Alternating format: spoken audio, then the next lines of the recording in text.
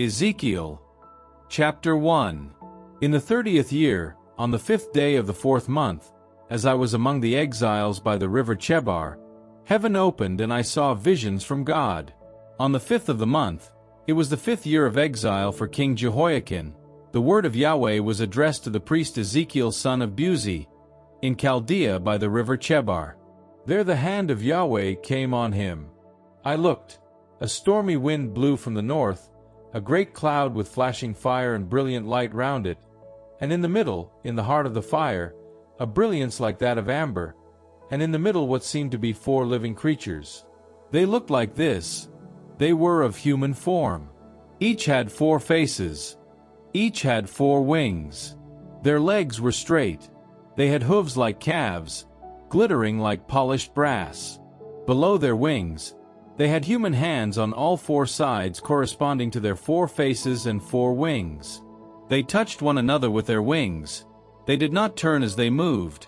Each one moved straight forward. As to the appearance of their faces, all 4 had a human face, and a lion's face to the right, and all 4 had a bull's face to the left, and all 4 had an eagle's face. Their wings were spread upwards. Each had 1 pair touching its neighbors, and the other pair covering its body. And each one moved straight forward. They went where the Spirit urged them. They did not turn as they moved. Between these living creatures were what looked like blazing coals, like torches, darting backwards and forwards between the living creatures. The fire gave a brilliant light, and lightning flashed from the fire, and the living creatures kept disappearing and reappearing like flashes of lightning. Now, as I looked at the living creatures, I saw a wheel touching the ground beside each of the 4-faced living creatures. The appearance and structure of the wheels were like glittering chrysolite. All 4 looked alike, and their appearance and structure were such that each wheel seemed to have another wheel inside it. In whichever of the 4 directions they moved, they did not need to turn as they moved. Their circumference was of awe-inspiring size, and the rims of all 4 sparkled all the way round. When the living creatures moved, the wheels moved beside them, and when the living creatures left the ground, the wheels too left the ground. They moved in whichever direction the Spirit chose to go, and the wheels rose with them, since the wheels shared the spirit of the animals. When the living creatures moved on, they moved on. When the former halted, the latter halted. When the former left the ground, the wheels too left the ground, since the wheels shared the spirit of the animals. Over the heads of the living creatures was what looked like a solid surface glittering like crystal, spread out over their heads, above them, and under the solid surface, their wings were spread out straight, touching one another, and each had a pair covering its body. I also heard the noise of their wings.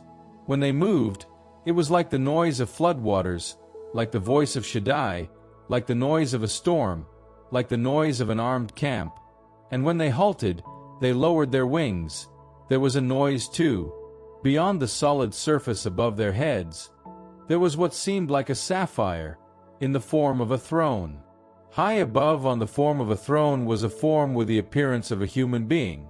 I saw a brilliance like amber, like fire, radiating from what appeared to be the waist upwards, and from what appeared to be the waist downwards, I saw what looked like fire, giving a brilliant light all round. The radiance of the encircling light was like the radiance of the bow in the clouds on rainy days. The sight was like the glory of Yahweh. I looked and fell to the ground, and I heard the voice of someone speaking to me.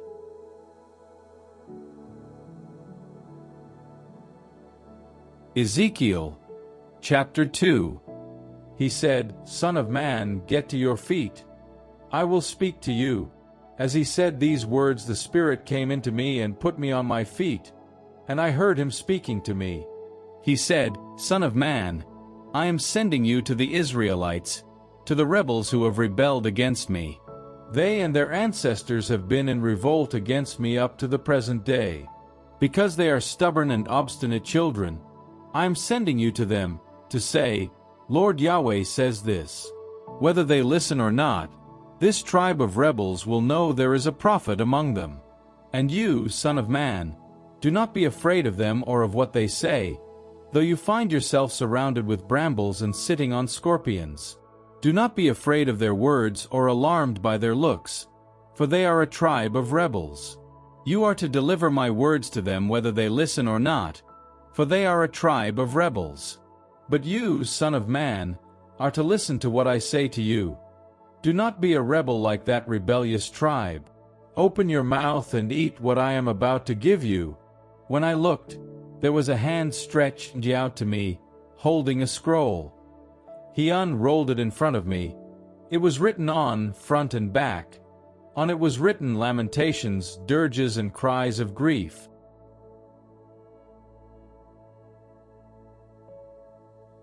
Ezekiel, chapter 3.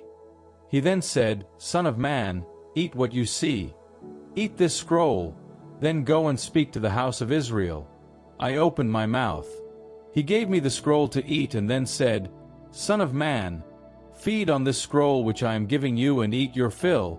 So I ate it, and it tasted sweet as honey.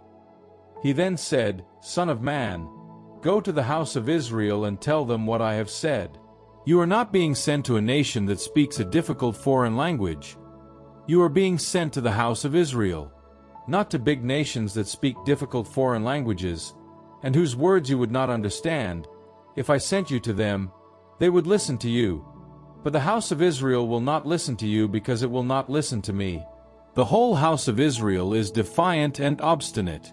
But now, I am making you as defiant as they are, and as obstinate as they are.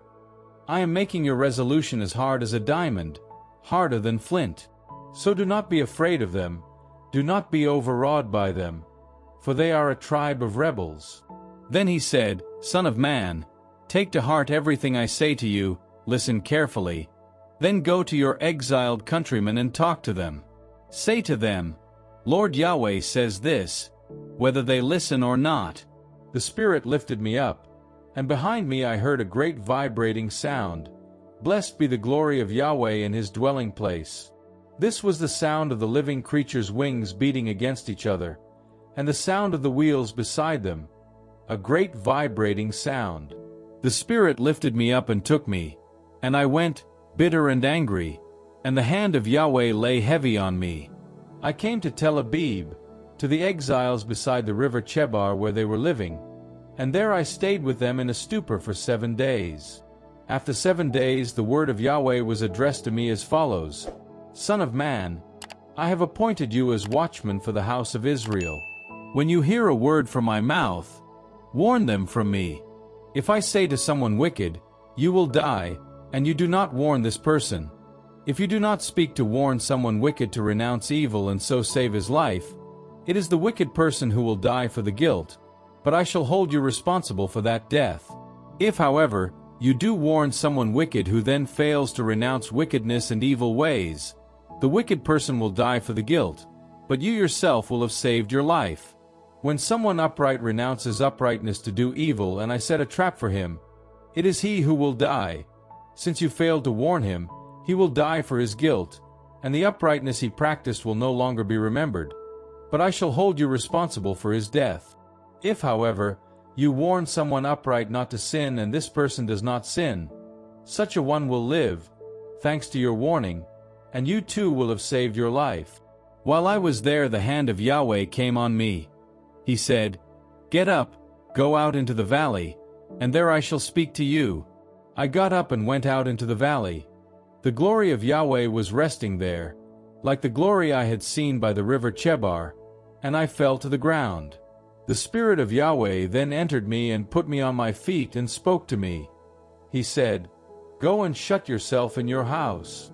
Son of man, you are about to be tied and bound, and unable to mix with other people. I am going to make your tongue stick to the roof of your mouth. You will be dumb, and no longer able to reprove them, for they are a tribe of rebels. When I speak to you, however, I shall open your mouth, and then you will say to them, Lord Yahweh says this, Let anyone prepared to listen, listen. Let anyone who refuses, refuse, for they are a tribe of rebels.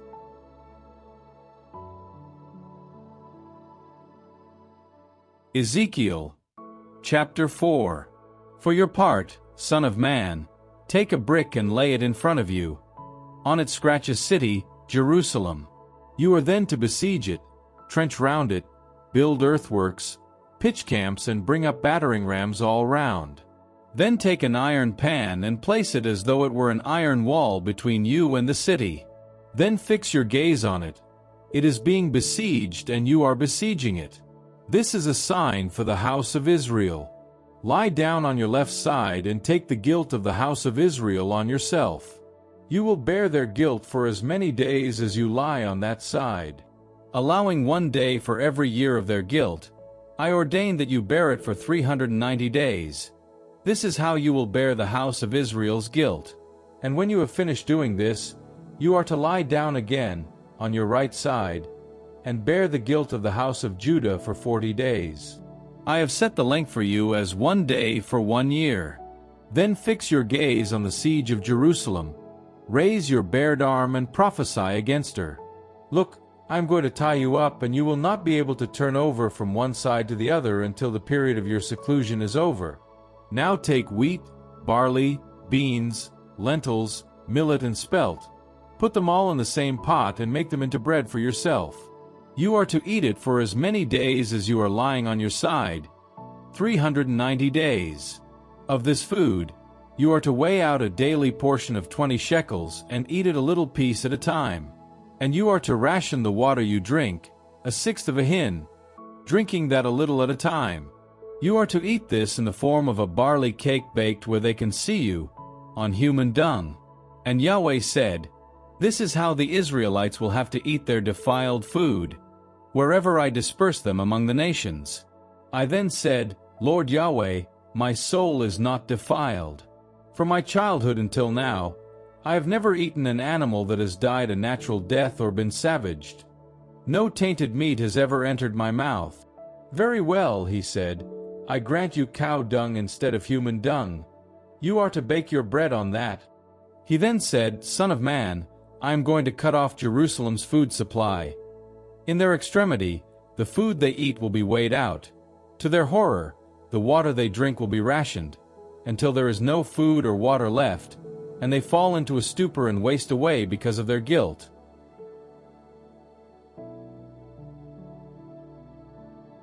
Ezekiel, chapter 5. Son of man, take a sharp sword, use it like a barber's razor and run it over your head and beard. Then take scales and divide the hair you have cut off. Burn 1/3 inside the city, while the days of the siege are working themselves out. Then take another third and chop it up with the sword all round the city. The last third you are to scatter to the wind, while I unsheathe the sword behind them. Also take a few hairs and tie them up in the folds of your cloak, and of these again take a few, and throw them on the fire and burn them. From them fire will come on the whole house of Israel. The Lord Yahweh says this is Jerusalem, which I have placed in the middle of the nations, surrounded with foreign countries. She has rebelled more perversely against my observances than the nations have, and against my laws than the surrounding countries have. For they have rejected my observances and not kept my laws. Therefore the Lord Yahweh says this, because your disorders are worse than those of the nations round you, since you do not keep my laws or respect my observances, and since you do not respect even the observances of the surrounding nations, very well, the Lord Yahweh says this, I, too, am against you and shall execute my judgments on you for the nations to see. Because of all your loathsome practices I shall do such things as I have never done before, nor shall ever do again. Those of you who are parents will eat their children, and children will eat their parents. I shall execute judgment on you and disperse what remains of you to the winds. For as I live, declares Lord Yahweh, as sure as you have defiled my sanctuary with all your horrors and all your loathsome practices, so I too shall reject you without a glance of pity. I shall not spare you. 1/3 of your citizens will die of plague or starve to death inside you. 1/3 will fall by the sword round you, and 1/3 I shall scatter to the winds, unsheathing the sword behind them. I shall sate my anger and bring my fury to rest on them until I am avenged. And when I have sated my fury on them, then they will know that I, Yahweh, spoke out of jealousy for you. Yes, I shall reduce you to a ruin. an object of derision to the surrounding nations, in the eyes of all who pass by. You will be an object of derision and insults, an example, an object of amazement to the surrounding nations, when I execute judgment on you in furious anger and furious punishments. I, Yahweh, have spoken. On them I shall send the deadly arrows of famine, which will destroy you. For I shall send them to destroy you. Then I shall make the famine worse and cut off your food supply. I shall send famine and wild animals on you to rob you of your children. Plague and bloodshed will sweep through you, and I shall bring the sword down on you. I, Yahweh, have spoken.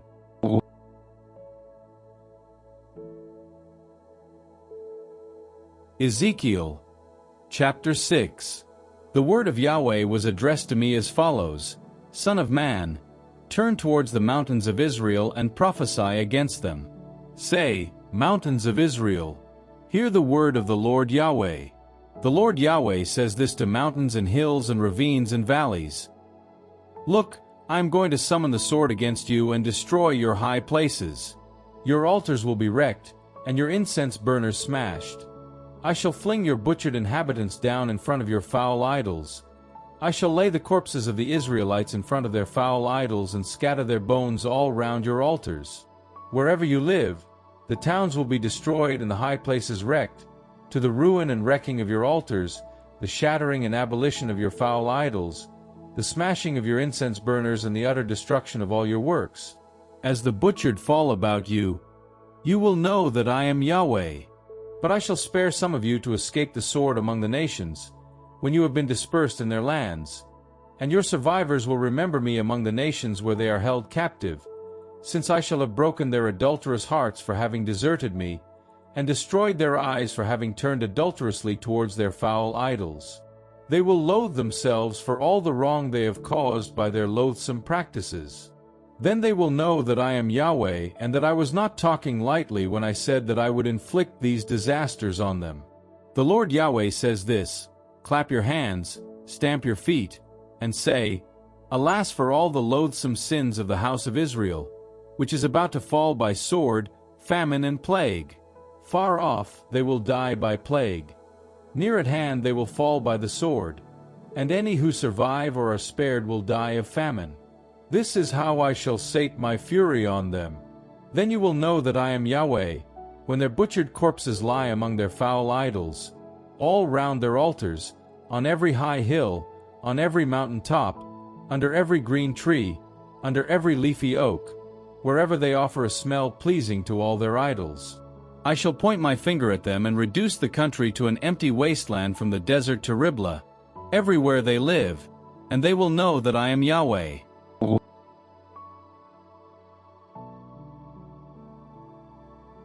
Ezekiel, chapter 7. The word of Yahweh was addressed to me as follows: Son of man, say, Lord Yahweh says this to the land of Israel: Finished. The end is coming for the four corners of the country. This is the end for you.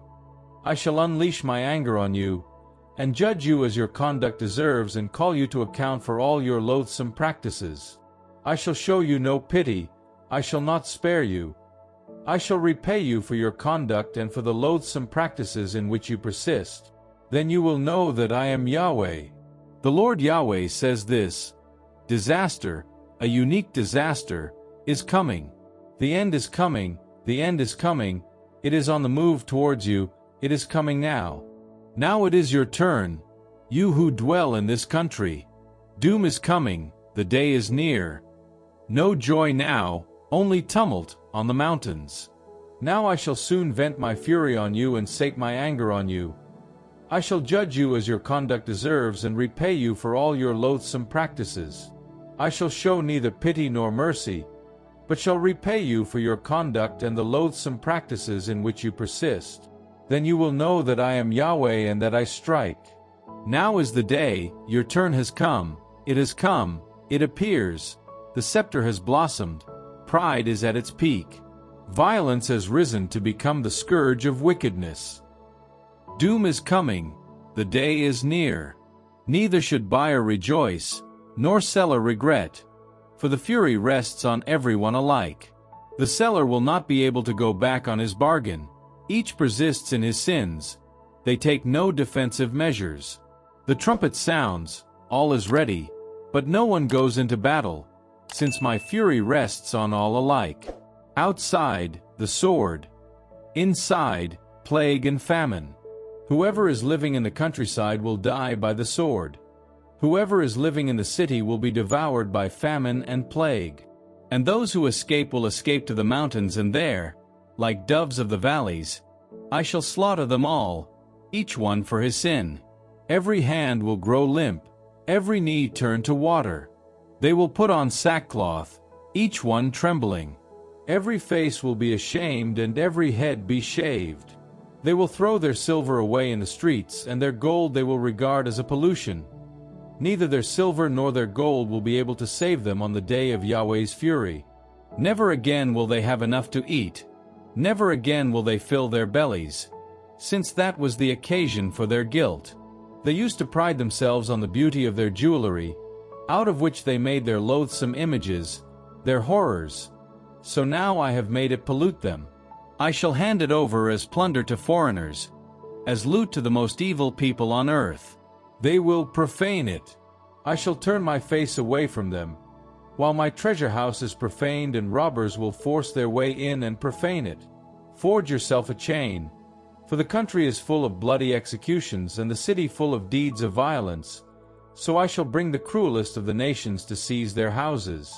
I shall put an end to the pride of their elite, and their sanctuary will be profaned. Terror is on the way. They will look for peace, and there will be none. Disaster will follow on disaster, rumor on rumor. They will pester the prophet for a vision. The priest will be at a loss over the law, and the elders on how to advise. The king will go into mourning, the prince be plunged in grief. The hands of the country people tremble. I shall treat them as their conduct deserves, and judge them as their own verdicts merit. Then they will know that I am Yahweh.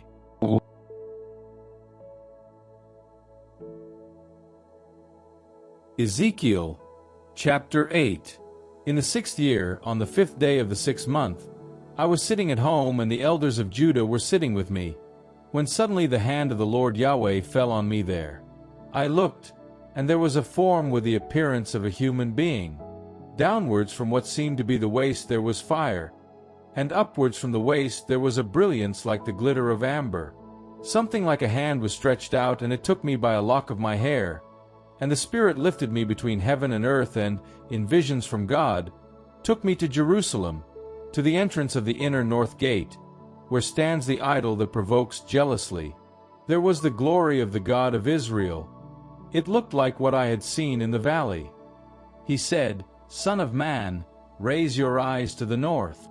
I raised my eyes to the north, and there, to the north of the altar gate, stood this statue of jealousy at the entrance. He said, "Son of man, do you see what they are doing, the monstrous, loathsome things that the house of Israel is practicing here, to drive me out of my sanctuary? And you will see practices more loathsome still." He next took me to the entrance to the court. I looked. There was a hole in the wall. He said, "Son of man, bore through the wall." I bored through the wall, until I had made an opening. He said, "Go in and look at the loathsome things they are doing inside." I went in and looked, and there was every kind of reptile and repulsive animal, and all the foul idols of the house of Israel, carved all round the walls.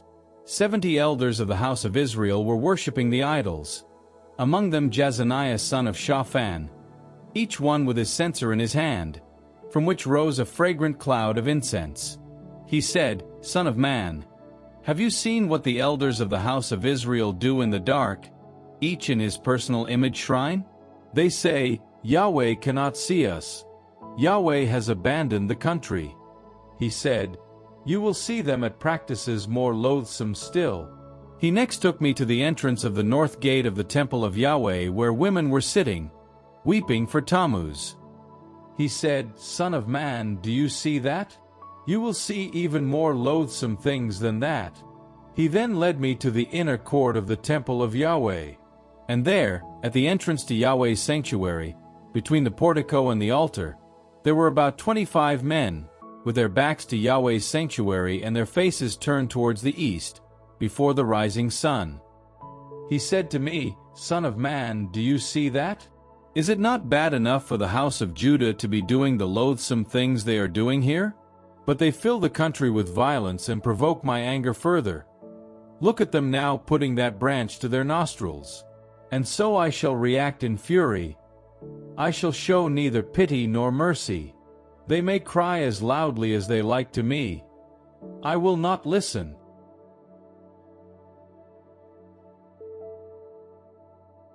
Ezekiel Chapter 9. Then he shouted loudly for me to hear. The scourges of the city are approaching, each carrying his weapon of destruction. Immediately 6 men advanced from the upper north gate, each holding a deadly weapon. Among them was a man dressed in linen, with a scribe's inkhorn in his belt. They came in and halted in front of the bronze altar. The glory of the God of Israel rose from above the winged creature where it had been, towards the threshold of the temple. He called to the man dressed in linen with a scribe's inkhorn in his belt, and Yahweh said to him, "Go all through the city, all through Jerusalem, and mark a cross on the foreheads of all who grieve and lament over all the loathsome practices in it." I heard him say to the others, "Follow him through the city and strike. Not one glance of pity, show no mercy. Old men, young men, girls, children, women, kill and exterminate them all. But do not touch anyone with a cross on his forehead. Begin at my sanctuary." So they began with the old men who were in the temple. He said to them, "Defile the temple. Fill the courts with corpses. Then go out." They went out and hacked their way through the city. While they were hacking them down, I was left alone. I fell on my face, crying out, "Ah, Lord Yahweh, are you going to annihilate all that is left of Israel by venting your fury on Jerusalem?" He said, "The guilt of the house of Israel and Judah is immense. The country is full of bloodshed, the city full of perversity. For they say, 'Yahweh has abandoned the country. Yahweh cannot see.' Then I too shall neither give one glance of pity nor show any mercy. I shall repay them for what they have done." The man dressed in linen with the scribe's inkhorn in his belt then came back and made his report, "I have carried out your orders."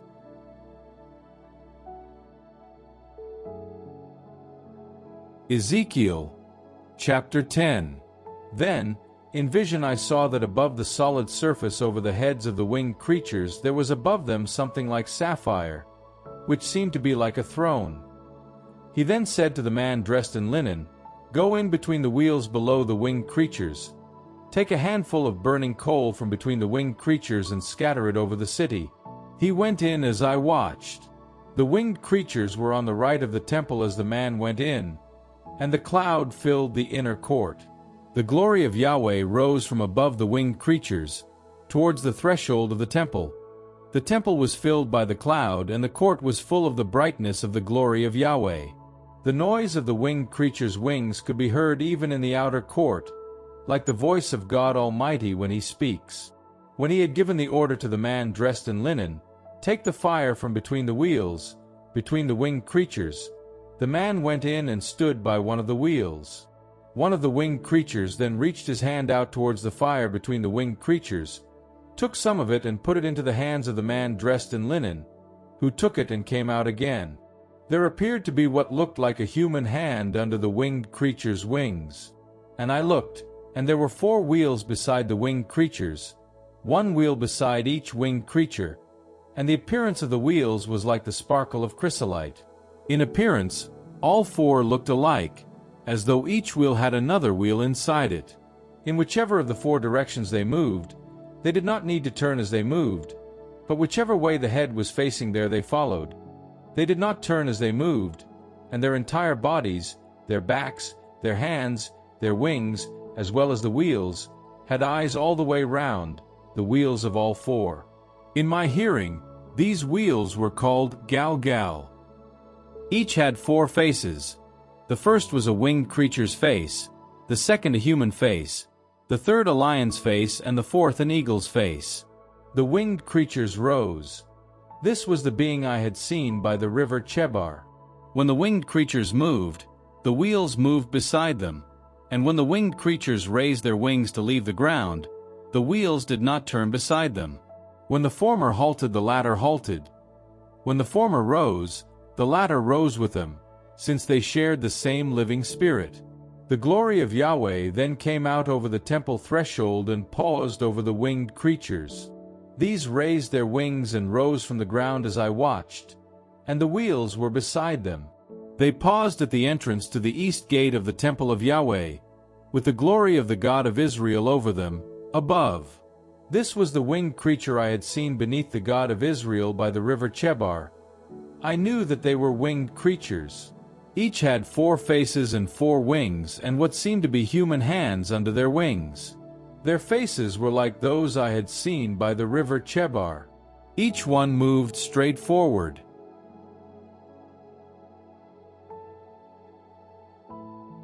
Ezekiel, chapter 11. The Spirit lifted me up and brought me to the east gate of the temple of Yahweh, the gate that looks eastwards. There at the entrance to the gate stood 25 men, among whom I saw Jazaniah son of Azar and Pelatiah son of Benaiah, leaders of the people. He said to me, Son of man, these are the wicked schemers who are spreading their bad advice through this city. They say, there will be no house building yet a while. The city is the cooking pot and we are the meat. So prophesy against them, prophesy, Son of man. The Spirit of Yahweh fell on me, and he said to me, Say, Yahweh says this, I know what you are saying, house of Israel, I know how insolent you are. You have filled this city with more and more of your victims. You have strewn its streets with victims. And so the Lord Yahweh says this, Your victims, whom you have put in it, are the meat, and the city is the cooking pot. But I shall take you out of it. You are afraid of the sword, and I shall bring the sword down on you, declares the Lord Yahweh, and I shall take you out of it and hand you over to foreigners and bring you to justice. You will fall by the sword on the soil of Israel.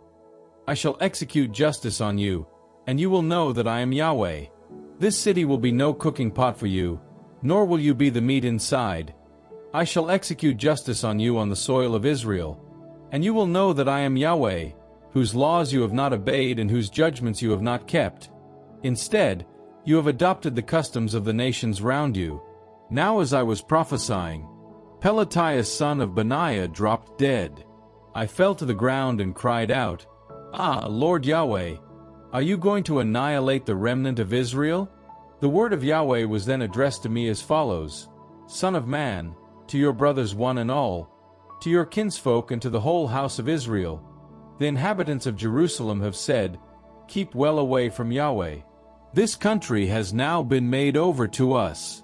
So say, the Lord Yahweh says this, Yes, I have sent them far away among the nations, and I have dispersed them to foreign countries.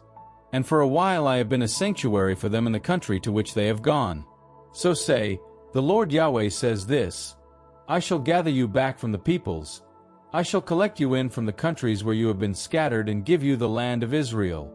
When they come back, they will purge it of all its horrors and loathsome practices. I shall give them a single heart, and I shall put a new spirit in them. I shall remove the heart of stone from their bodies and give them a heart of flesh, so that they can keep my laws and respect my judgments and put them into practice. Then they will be my people, and I shall be their God. But those whose hearts are set on their horrors and loathsome practices, I shall repay for their conduct, declares the Lord Yahweh. The winged creatures then raised their wings, and the wheels moved with them, with the glory of the God of Israel over them, above. And the glory of Yahweh rose from the center of the city and halted on the mountain to the east of the city. Then the Spirit lifted me up and took me, in vision, in the Spirit of God, to the exiles in Chaldea, and the vision which I had seen faded. I then told the exiles everything that Yahweh had shown me.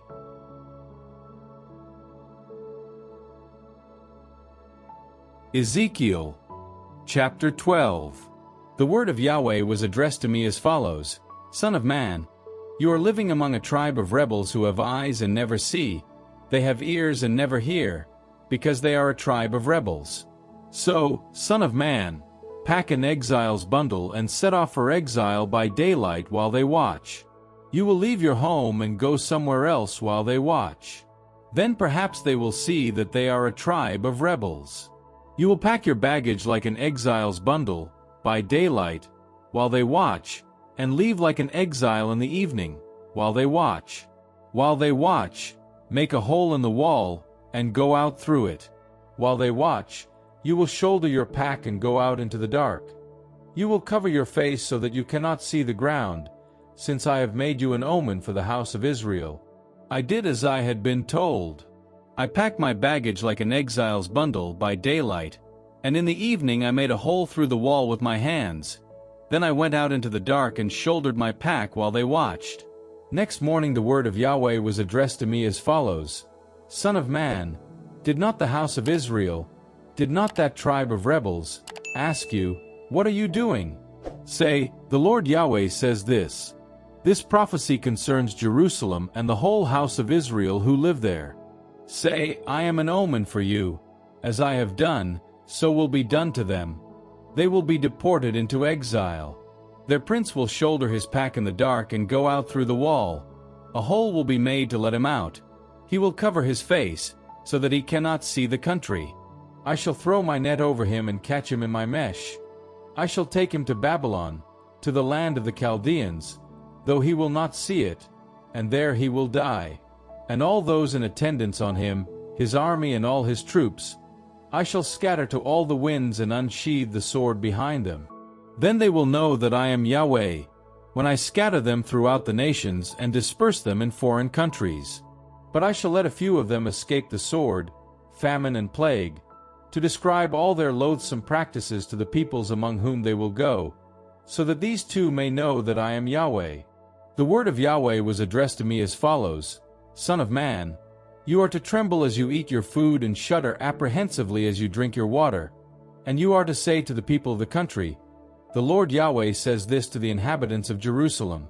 They will shudder apprehensively as they eat their food, and drink their water in fear, so that the country and its population may be freed from the violence of its inhabitants. When the populous cities have been destroyed and the country has been reduced to desert, then you will know that I am Yahweh. The word of Yahweh was addressed to me as follows: Son of man, what do you understand by the saying pronounced over the land of Israel, days go by and visions fade? Very well, tell them, the Lord Yahweh says this: I shall put an end to this saying. It will never be used in Israel again. Instead, tell them, the days are coming when every vision will come true, for there will be no more futile visions or deceptive prophecy in the house of Israel. Since I, Yahweh, shall speak, and what I shall say will come true without delay. For what I shall say, I shall perform in your own lifetime, you tribe of rebels, declares the Lord Yahweh. The word of Yahweh was addressed to me as follows: Son of man, the house of Israel is now saying, the vision that this man sees concerns the distant future. He is prophesying for times far ahead. Very well, tell them, the Lord Yahweh says this: there will be no further delay in the fulfilling of any of my words.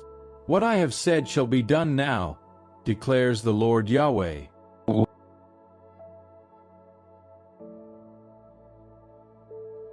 Ezekiel, chapter 13. The word of Yahweh was addressed to me as follows: Son of man, prophesy against the prophets of Israel. Prophesy, and say to those who make up prophecies out of their own heads, hear what Yahweh says. The Lord Yahweh says this: disaster is in store for the foolish prophets who follow their own spirit and have seen nothing. Your prophets, Israel, are like ruin-haunting jackals.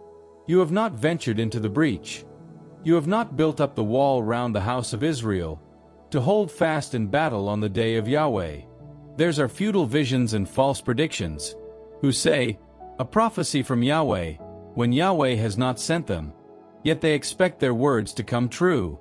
Have not the visions you see been futile? Have not the predictions you make been false? Although you say, a prophecy of Yahweh, when I have not spoken. Very well, the Lord Yahweh says this: because of your futile words and false predictions, I am now against you, declares Lord Yahweh. My hand will be against the prophets who have futile visions and give false predictions. They will not be admitted to the council of my people. Their names will not be entered in the roll of the house of Israel. They will not set foot on the soil of Israel. And they will know that I am the Lord Yahweh. This is because they have misled my people by saying peace, when there is no peace. When my people were repairing a wall, these men came and plastered it over. Tell these plasterers, it will rain hard, it will hail, it will blow a gale, and down will come the wall. Will not people ask you, what has become of the plaster you slapped on it? Well then, the Lord Yahweh says this, I am going to unleash a stormy wind in my fury, torrential rain in my anger, hailstones in my destructive fury, and I shall shatter the wall you plastered and knock it down and lay its foundations bare. It will fall and you will perish under it. Then you will know that I am Yahweh. When I have sated my anger on the wall and those who plastered it, I shall say to you, the wall is gone, and so are those who plastered over it. The prophets of Israel who prophesy about Jerusalem and have visions of peace for her when there is no peace, declares the Lord Yahweh. Also, Son of man, turn to the women of your people who make up prophecies out of their own heads. Prophesy against them. Say, the Lord Yahweh says this, disaster is in store for women who sew ribbons round each wrist and make headcloths for people of all sizes, in their hunt for souls. Are you to hunt the souls of my people and keep your own souls safe? You dishonor me in front of my people for a few handfuls of barley, a few bits of bread, killing those who ought not to die and sparing those who ought not to live, lying to my people who love listening to lies. Very well, the Lord Yahweh says this. Look, I am now against your ribbons, with which you hunt souls like birds, and I shall tear them off your arms and free those souls whom you hunt like birds. I shall tear your headcloths to pieces and rescue my people from your clutches. No longer will they be fair game for you to ensnare. Then you will know that I am Yahweh. For having intimidated with lies the heart of the upright whom I had done nothing to alarm, and for having encouraged the wicked not to give up wicked ways and so be saved, very well, you will have no more futile visions and make no more predictions. For I shall rescue my people from your clutches, and you will know that I am Yahweh.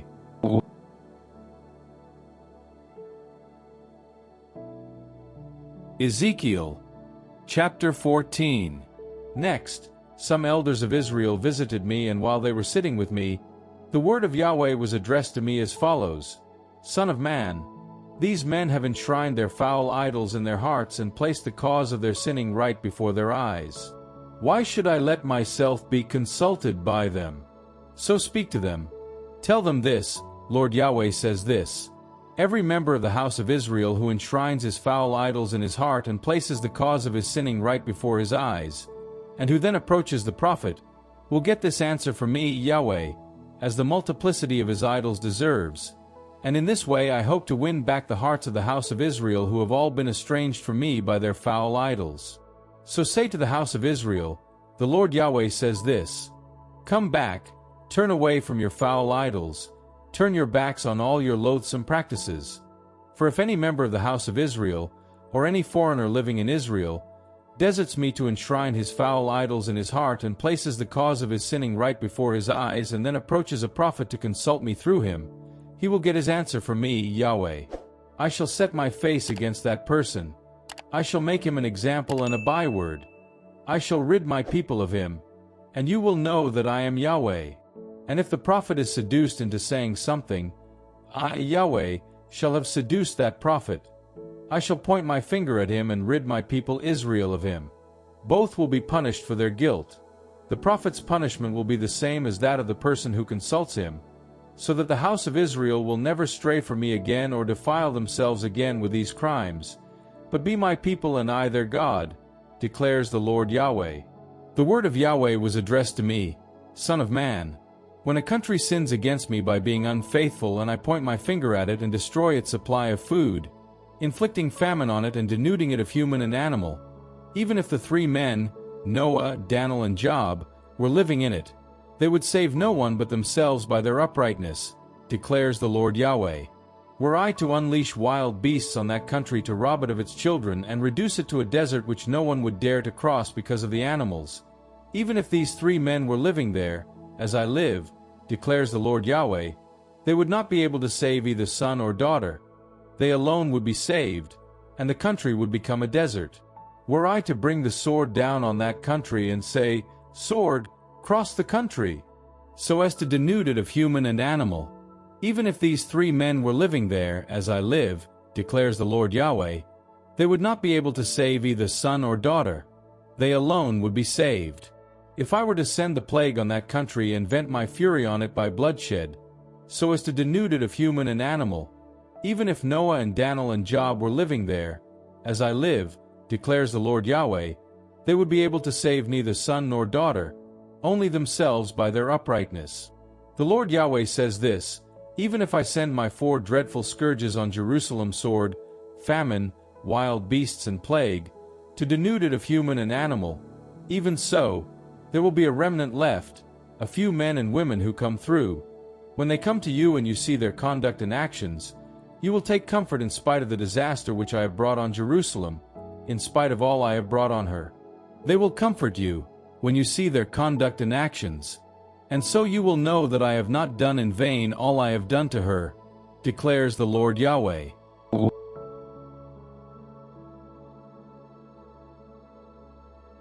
Ezekiel, chapter 15.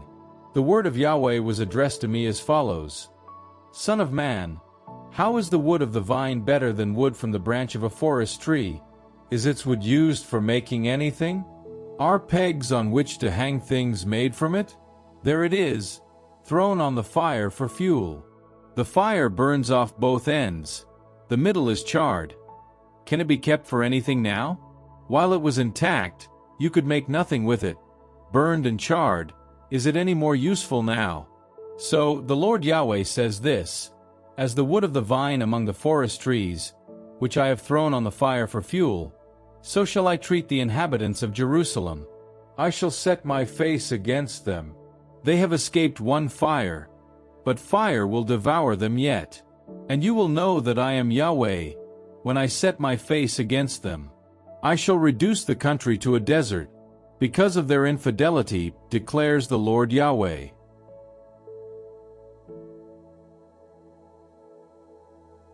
Ezekiel, chapter 16. The word of Yahweh was addressed to me as follows, Son of man, confront Jerusalem with her loathsome practices. Say, the Lord Yahweh says this, by origin and birth you belong to the land of Canaan. Your father was an Amorite and your mother a Hittite. At birth, the very day you were born, there was no one to cut your navel string, or wash you in water to clean you, or rub you with salt, or wrap you in swaddling clothes. No one looked at you with pity enough to do any of these things out of sympathy for you.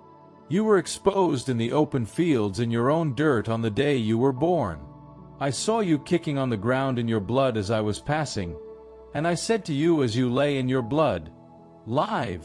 And I made you grow like the grass of the fields. You developed, you grew, you reached marriageable age. Your breasts became firm and your hair grew richly, but you were stark naked. Then I saw you as I was passing. Your time had come, the time for love. I spread my cloak over you and covered your nakedness. I gave you my oath, I made a covenant with you, declares the Lord Yahweh, and you became mine. I bathed you in water, I washed the blood off you, I anointed you with oil. I gave you embroidered dresses, fine leather shoes, a linen headband and a cloak of silk. I loaded you with jewels, gave you bracelets for your wrists and a necklace for your throat. I gave you nose ring and earrings. I put a beautiful diadem on your head. You were loaded with gold and silver and dressed in linen and silk and brocade. Your food was the finest flour, honey and oil. You grew more and more beautiful, and you rose to be queen. The fame of your beauty spread through the nations, since it was perfect, because I had clothed you with my own splendor, declares the Lord Yahweh. But you became infatuated with your own beauty and used your fame to play the whore, lavishing your debauchery on all comers. You took some of your clothes to make for yourself high places bright with colors, and there you played the whore. You also took your jewelry, made with my gold and silver which I had given you, and made yourself male images to serve your whorings. You took your embroidered clothes and used these to dress them up, and you offered them my oil and my incense. And the bread I gave you, the finest flour, the oil and honey with which I fed you, you offered them as a pleasing smell. What is more, declares the Lord Yahweh, you took the sons and daughters you had borne me and sacrificed them as food to the images. Was not your whoring enough in itself, for you to slaughter my children and hand them over to be burnt in their honor? And in all your loathsome practices and your whorings you never called your early days to mind, when you were stark naked, kicking on the ground in your own blood. To crown your wickedness, disaster upon you, disaster, declares the Lord Yahweh, you built yourself a mound and made yourself a high place in every open space. At the entry to every alley you made yourself a high place, defiling your beauty and opening your legs to all comers in countless acts of fornication. You have also fornicated with your big-membered neighbors, the Egyptians, provoking my anger with further acts of fornication. So now I have raised my hand against you, I have cut down on your food, I have put you at the mercy of your enemies, the Philistine women, who blush at your lewd behavior. Still unsatisfied, you prostituted yourself to the Assyrians. You played the whore with them, but were not satisfied even then. You committed further acts of fornication in the country of merchants, with the Chaldeans, and these did not satisfy you either. How simple-minded you are, declares the Lord Yahweh, for although you do all the things that a professional prostitute would, in building a mound and making yourself a high place in every street, you do not act like a proper prostitute because you disdain to take a fee. An adulteress welcomes strangers instead of her husband. All prostitutes accept presents, but you give presents to all your lovers. You bribe them to come from all over the place to fornicate with you. In fornicating, you are the opposite of other women, since no one runs after you to fornicate with you. Since you give the fee and do not get one, you are the very opposite. Very well, whore, hear the word of Yahweh. The Lord Yahweh says this, for having squandered your money and let yourself be seen naked while whoring with your lovers and all the foul idols of your loathsome practices, and for giving them your children's blood, for all this, I shall assemble all the lovers to whom you have given pleasure, all the ones you liked and also all the ones you disliked. Yes, I shall assemble them round you and strip you naked in front of them, and let them see you naked from head to foot. I shall pass on you the sentence that adulteresses and murderesses receive. I shall hand you over to their jealous fury. I shall hand you over to them. They will destroy your mound and pull down your high place. They will tear off your clothes, take away your jewels and leave you stark naked. Then they will call an assembly of citizens to deal with you, who will stone you to death and hack you to pieces with their swords, and burn down your premises and execute justice on you, while many other women look on. And I shall put an end to your whoring. No more paid lovers for you. Once my fury is exhausted with you, then my jealousy will leave you. I shall be calm and not angry any more. Since you never called to mind your early days and have done nothing but provoke me, now I in my turn shall bring your conduct down on your own head, declares the Lord Yahweh. Have you not added this lewd behavior to your other loathsome practices? So now all dealers in proverbs will apply this one to you. Like mother, like daughter. Yes, you are a true daughter of your mother, who hated her husband and her children. You are a true sister of your sisters, who hated their husbands and their children. Your mother was a Hittite and your father an Amorite. Your elder sister is Samaria, who lives to the north of you with her daughters. Your younger sister is Sodom, who lives to the south of you with her daughters. You never failed to imitate their behavior and copy their loathsome practices, and soon your behavior was more corrupt than theirs was. As I live, declares the Lord Yahweh, your sister Sodom and her daughters never did what you and your daughters have done. The crime of your sister Sodom was pride, gluttony, calm complacency. Such were hers and her daughters' crimes. They never helped the poor and needy. They were proud, and engaged in loathsome practices before me, and so I swept them away as you have seen. And yet Samaria never committed half the crimes that you have. You have done more loathsome things than they have. By all your loathsome practices you have made your sisters seem innocent, and now you bear the shame of which you have freed your sisters. Since the sins which you have committed are more revolting than theirs, they are more upright than you are. So now, bear the disgrace and shame of having put your sisters in the right. I shall restore their fortunes. I shall restore Sodom and her daughters. I shall restore Samaria and her daughters. And then I shall restore your fortune with theirs, so that you can bear your shame and disgrace for all you have done, and so console them. When your sisters, Sodom and her daughters, are restored to what they were, and Samaria and her daughters are restored to what they were, then you too and your daughters will be restored to what you were. Did you not gloat over your sister Sodom when you were so proud, before you were stripped naked? Like her, you are now the laughingstock of the women of Edom, of all the women round, of the women of Philistia, who pour out their contempt on you. You have brought this on yourself, with your lewdness and your loathsome practices, declares the Lord Yahweh. For the Lord Yahweh says this, I shall treat you as you have deserved for making light of an oath and breaking a covenant. But I shall remember my covenant with you when you were a girl and shall conclude a covenant with you that will last forever. And you for your part will remember your behavior and feel ashamed of it when you receive your elder and younger sisters and I make them your daughters. Although this is not included in my covenant with you, I shall renew my covenant with you. And you will know that I am Yahweh, and so remember and feel ashamed and in your confusion be reduced to silence, when I forgive you for everything you have done, declares the Lord Yahweh.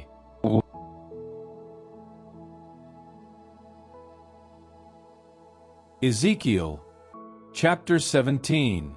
The word of Yahweh was addressed to me as follows, Son of man, put a riddle, propound a parable to the house of Israel. Say, the Lord Yahweh says this, a great eagle with great wings, long-pinioned, rich with many-colored plumage, came to the Lebanon. He took the top of the cedar tree, he plucked off the top branch, he carried it off to the country of merchants and set it down in a city of shopkeepers. Next, he took one of the country's seeds and put it in a fertile field. By the side of a generous stream, like a willow tree, he placed it. It grew and became a fruitful vine of modest size, grew up towards the eagle, its roots grew downwards. So it became a vine, branching out and sprouting new shoots. But there was another great eagle with great wings and thick plumage. And now the vine twisted its roots towards him and stretched its branches towards him, for him to water it away from the bed where it was planted.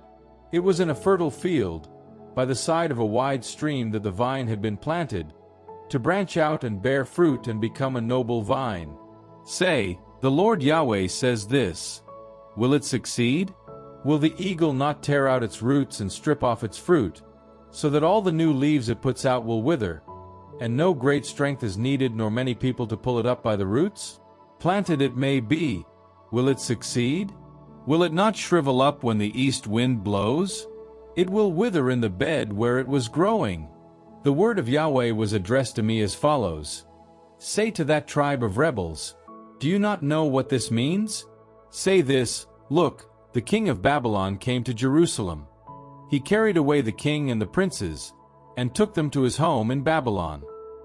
He took a member of the royal family and made a treaty with him, forcing him to swear loyalty, having already deported the leading men of the country, so that the kingdom would remain modest and without ambitions, and would keep and honor his treaty.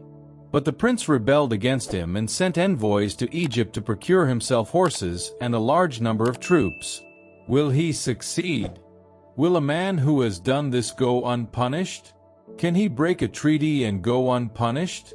As I live, I swear it, declares the Lord Yahweh, in Babylon, in the country of the king who put him on the throne, whose oath he has disregarded and whose treaty he has broken, there he will die. Despite the Pharaoh's great army and hordes of men, he will not be able to save him by fighting, however many earthworks are raised, however many trenches dug to the loss of many lives. He has disregarded the oath by breaking the treaty to which he had pledged himself and, having done all this, will not go unpunished. So the Lord Yahweh says this, as I live, I swear it, my oath which he has disregarded, my treaty which he has broken, I shall make them both recoil on his own head. I shall throw my net over him, he will be caught in my mesh. I shall take him to Babylon and punish him there for being unfaithful to me. All the pick of all his troops will fall by the sword, and the survivors be scattered to all the winds. And you will know that I, Yahweh, have spoken. The Lord Yahweh says this: From the top of the tall cedar tree, from the highest branch I shall take a shoot and plant it myself on a high and lofty mountain. I shall plant it on the highest mountain in Israel. It will put out branches and bear fruit and grow into a noble cedar tree. Every kind of bird will live beneath it. Every kind of winged creature will rest in the shade of its branches. And all the trees of the countryside will know that I, Yahweh, am the one who lays the tall tree low and raises the low tree high, who makes the green tree wither and makes the withered bear fruit. I, Yahweh, have spoken, and I will do it.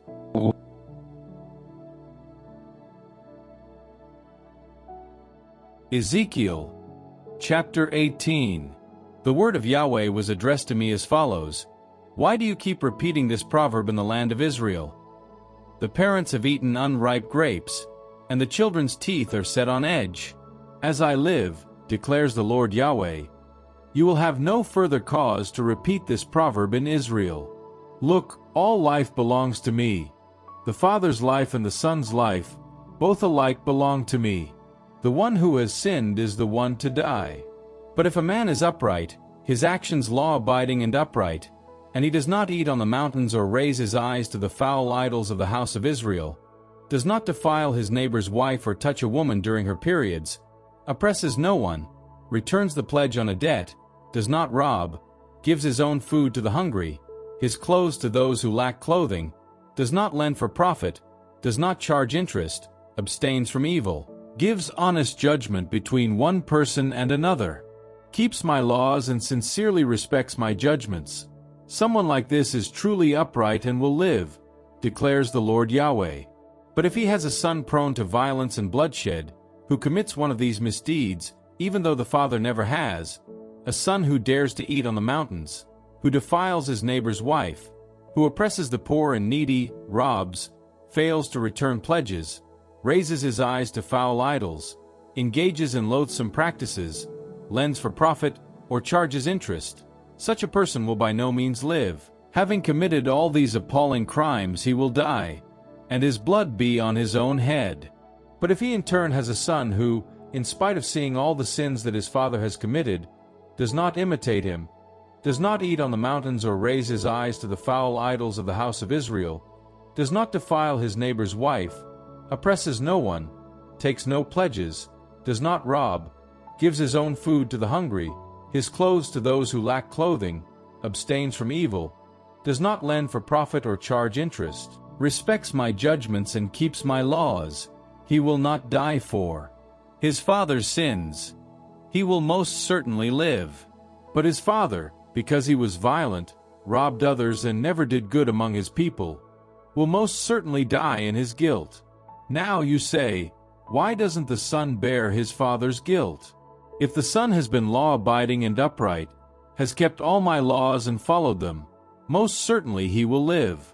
The one who has sinned is the one who must die.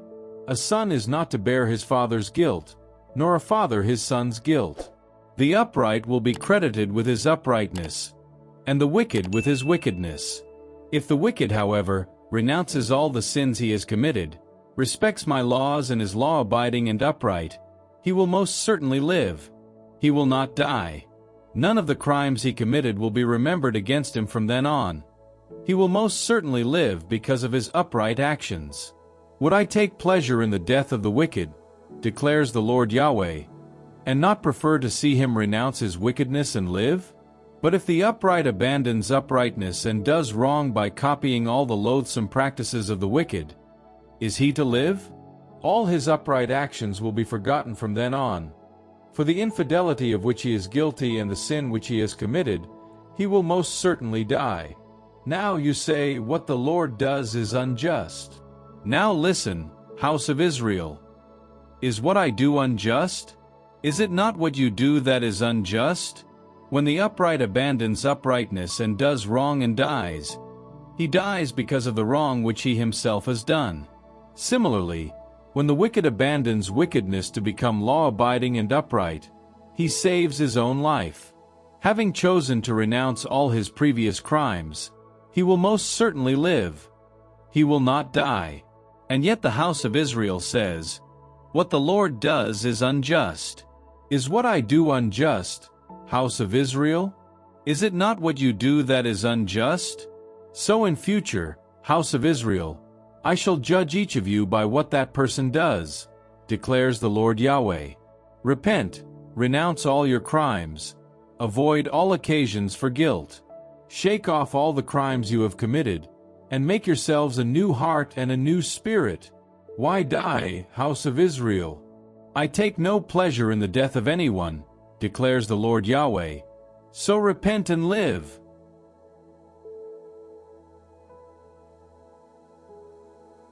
Ezekiel, chapter 19. Now, raise a lament for the princes of Israel. Say, what was your mother? A lioness among lions. Lying among the cubs she nursed her whelps. She reared one of her whelps. He grew into a young lion. He learned to tear his prey. He became a man-eater. The nations came to hear of him. He was caught in their pit. They dragged him away with hooks to Egypt. Her expectation thwarted, and seeing her hope dashed, she took another of her whelps and made a young lion of him. He prowled among the lions. He grew into a young lion. He learned to tear his prey. He became a man-eater. He tore down their palaces. He destroyed their cities. The land and all its inhabitants were appalled by the sound of his roars. The nations marched out against him from the surrounding provinces. They spread their net over him. He was caught in their pit. They shackled him with hooks. They took him to the king of Babylon and threw him into a fortress, so that his voice could never again be heard on the mountains of Israel. Your mother was like a vine planted beside the water, fruitful and leafy, because the water flowed so full. She had stout stems which became kingly scepters. She grew higher and higher, up into the clouds. She was admired for her height and the number of her branches. But she was furiously uprooted and thrown on the ground. The east wind dried up her fruit. She was broken to pieces. Her stout stem dried up. The fire devoured it.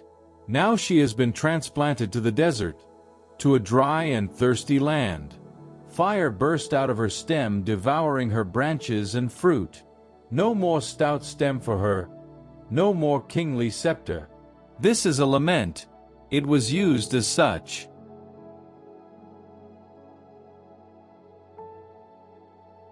Ezekiel, chapter 20. In the 7th year, on the 10th day of the 5th month, some of the elders of Israel came to consult Yahweh and were sitting with me. When the word of Yahweh was addressed to me as follows, Son of man, speak to the elders of Israel. Say, the Lord Yahweh says this, Have you come to consult me? As I live, I will not be consulted by you, declares the Lord Yahweh. Are you ready to judge them? Are you ready to judge them, Son of man? Confront them with the loathsome practices of their ancestors. Say, the Lord Yahweh says this, On the day when I chose Israel, when I pledged my word to the house of Jacob, I made myself known to them in Egypt. I pledged my word to them and said, I am Yahweh your God. That day I pledged them my word that I would bring them out of Egypt to a country which I had reconnoitered for them, a country flowing with milk and honey, and the loveliest of them all. And I said to them, Each of you must reject the horrors which attract you. Do not pollute yourselves with the foul idols of Egypt. I am Yahweh your God. But they rebelled against me and would not listen to me. Not one of them rejected the horrors which attracted them. They did not give up the foul idols of Egypt. I then resolved to vent my fury on them, to sate my anger on them in Egypt. But respect for my own name kept me from letting it be profaned in the eyes of the nations among whom they were living, and before whom I had made myself known to them and promised to bring them out of Egypt. So I brought them out of Egypt and led them into the desert. I gave them my laws and taught them my judgments, in whose observance people find life. And I also gave them my Sabbaths as a sign between me and them, so that they might know that I, Yahweh, am the one who sanctifies them. The house of Israel, however, rebelled against me in the desert. They refused to keep my laws, they scorned my judgments, in whose observance people find life, and they grossly profaned my Sabbaths. I then resolved to vent my fury on them in the desert and destroy them. But respect for my own name kept me from letting it be profaned in the eyes of the nations, before whom I had brought them out. Even so, I pledged them my word in the desert that I would not lead them to the country which I had given them, a country flowing with milk and honey, and the loveliest of them all, since they had scorned my judgments, had refused to keep my laws and had profaned my Sabbaths, their hearts being attached to foul idols. In spite of this, I took pity on them. I refrained from destroying them and did not make an end of them in the desert. I said to their children in the desert, "Do not follow the laws of your ancestors. Do not practice their judgments. Do not defile yourselves with their foul idols. I am Yahweh your God. Keep my laws, respect my judgments and practice them. Keep my Sabbaths holy. Let them be a sign between me and you, so that people may know that I am Yahweh your God." Their children, however, rebelled against me. They refused to keep my laws. They did not respect or practice my judgments, which must be practiced by all who want to live. They profaned my Sabbaths. I then resolved to vent my fury on them, to sate my anger on them in the desert. But I restrained my hand. Respect for my own name kept me from letting it be profaned in the eyes of the nations, before whom I had brought them out. Once again, however, I pledged them my word that I would scatter them throughout the nations and disperse them in foreign countries, because they had not followed my judgments but had rejected my laws and profaned my Sabbaths, their eyes being fastened on the foul idols of their ancestors. And for this reason I gave them laws that were not good and judgments by which they could never live. And I polluted them with their own offerings, making them sacrifice every firstborn son in order to fill them with revulsion, so that they would know that I am Yahweh. For this reason, Son of man, speak to the house of Israel. Say to them, "The Lord Yahweh says this: Here is another way by which your ancestors outraged me by their infidelity. Once I had brought them into the country which I had pledged my word to give them, they then saw all sorts of high hills, all kinds of leafy trees, and there they performed their sacrifices and made offerings that provoked my anger. There they set out their pleasing smell and poured their libations. I then said to them, What is this high place where you go? And they gave, and still give it, the name of Bama. So, say to the house of Israel, The Lord Yahweh says this: If you are polluting yourselves as your ancestors did by fornicating with their whorers, for by offering your gifts and by burning your children as sacrifices, you have been polluting yourselves with all your foul idols to this very day, shall I let myself be consulted by you, house of Israel? As I live, declares Lord Yahweh, I shall not let myself be consulted by you. And what you sometimes imagine will never be so, when you say, We shall be like the peoples, the tribes of foreign lands, worshipping wood and stone. As I live, I swear it, declares the Lord Yahweh, I am the one who will reign over you, with a strong hand and outstretched arm. Once my fury is sated, with a strong hand and outstretched arm. Once my fury is sated, I shall bring you back from the peoples and gather you again from the countries throughout which you have been scattered. I shall lead you into the desert of the nations, and there I shall judge you face to face. As I judged your ancestors in the desert of Egypt, so will I judge you, declares the Lord Yahweh.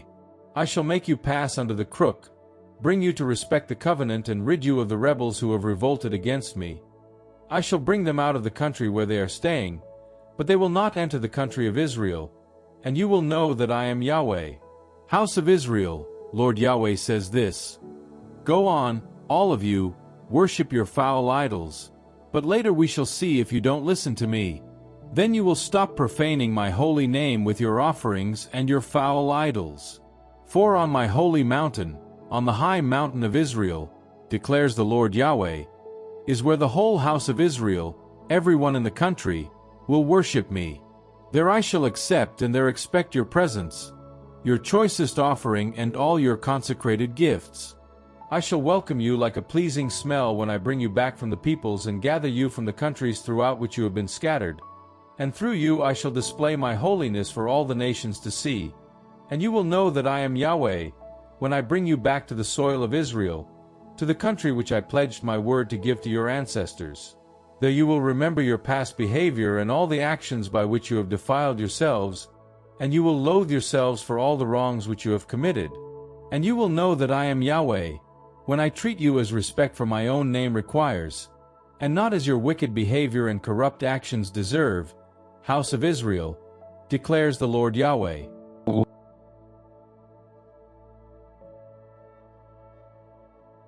Ezekiel, chapter 21. The word of Yahweh was addressed to me as follows: Son of man, turn to the right. Utter your word towards the south. Prophesy against the forest land of the Negeb. Say to the forest of Negeb, hear the word of Yahweh.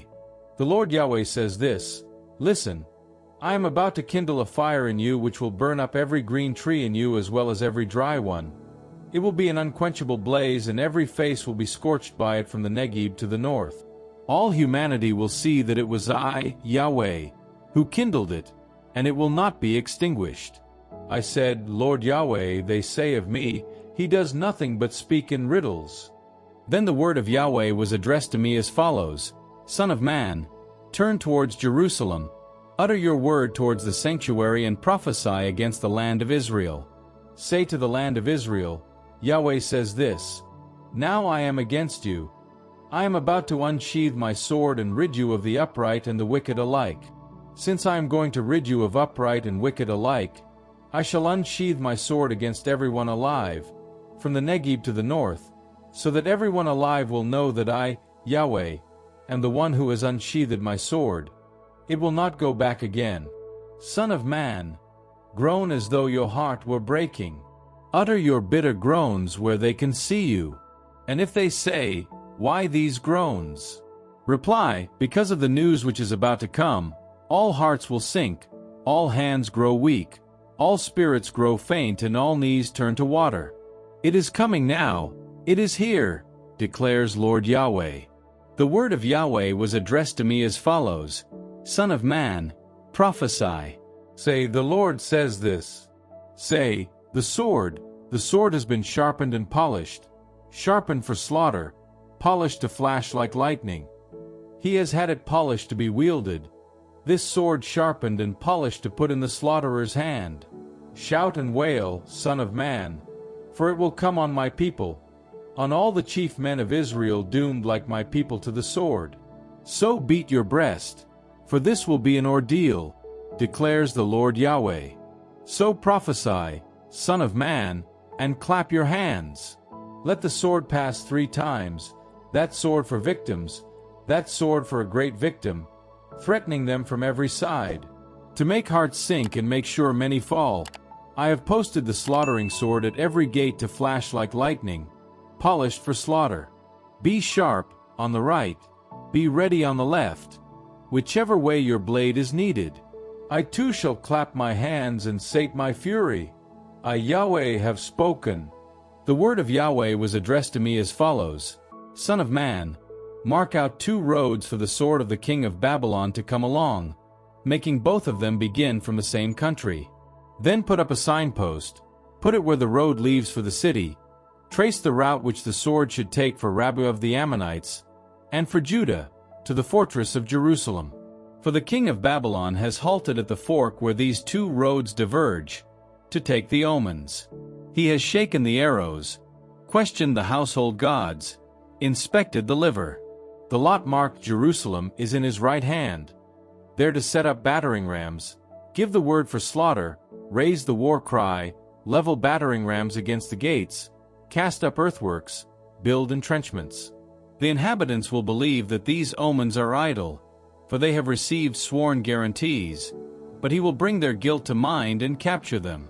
And so the Lord Yahweh says this: Since you have brought your guilt to mind by parading your misdeeds and flaunting your sins in everything you do, because you have drawn attention to yourselves, you will be captured. As for you, impious and wicked prince of Israel, whose doom is approaching to put an end to your crimes, the Lord Yahweh says this: They will take away your diadem and remove your crown. Everything will be changed. The low will be raised and the high brought low. Ruin, ruin. I shall bring such ruin as never was before, until the rightful ruler comes, on whom I shall bestow it. Son of man, prophesy and say, the Lord Yahweh says this. In reply to the Ammonites and their jeers, say, the sword is drawn for slaughter, polished to devour, to flash like lightning, while you have empty visions and consult lying omens to cut the throats of the wicked, whose doom is approaching to put an end to their crimes. Put it back in the scabbard. The place where you were created, the land of your origin, will be where I judge you. I shall vent my fury on you, breathe the fire of my rage against you, and hand you over to barbarous men whose trade is destruction. You will be fuel for the fire, your blood will flow through the country, you will leave no memory behind you. For I, Yahweh, have spoken.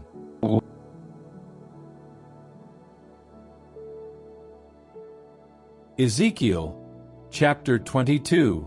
The word of Yahweh was addressed to me as follows. Son of man, are you ready to judge? Are you ready to judge the blood-stained city? Confront her with all her loathsome practices. Say, the Lord Yahweh says this, city shedding blood inside yourself to hasten your doom, making foul idols on your soil to defile yourself. You have incurred guilt by the blood you have shed. You have defiled yourself with the foul idols you have made. You have shortened your days. You have come to the end of your years. This is why I have made you an object of scorn to the nations and a laughingstock to every country. From far and near they will taunt you with your infamous disorders. Look, in you the princes of Israel, one and all, have furthered their own interests at the cost of bloodshed. In you people have despised their fathers and mothers. In you they have ill-treated the settler. In you they have oppressed the widow and orphan. You have treated my sanctuary with contempt. You have profaned my Sabbaths. In you informers incite to bloodshed. In you people eat on the mountains and act licentiously. In you they have sexual intercourse with their fathers. In you they force themselves on women in their periods. In you one man engages in loathsome practices with his neighbor's wife, another lewdly defile his daughter-in-law, another violates his sister, his own father's daughter. In you people take bribes for shedding blood. You lend for profit and charge interest. You profit from your fellow by extortion and have forgotten about me, declares the Lord Yahweh. Now I shall clap my hands at your acts of banditry and the blood that flows in you. Will your heart be able to resist? Will your hands be steady, the day when I call you to account? I, Yahweh, have spoken and shall act. I shall scatter you among the nations and disperse you in foreign countries, and so put an end to the filthiness now inside you. Through your own fault, you will be profaned in the eyes of the nations, and you will know that I am Yahweh. The word of Yahweh was addressed to me as follows. Son of man, for me, the house of Israel has become dross. Copper, tin, iron, lead, all mixed up together in the melting pot. They are dross.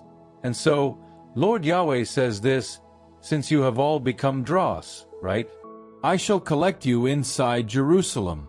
As silver, copper, iron, lead, and tin are collected in the melting pot, and the fire is blown underneath to melt them down, so I shall collect you in my furious anger and have you melted down.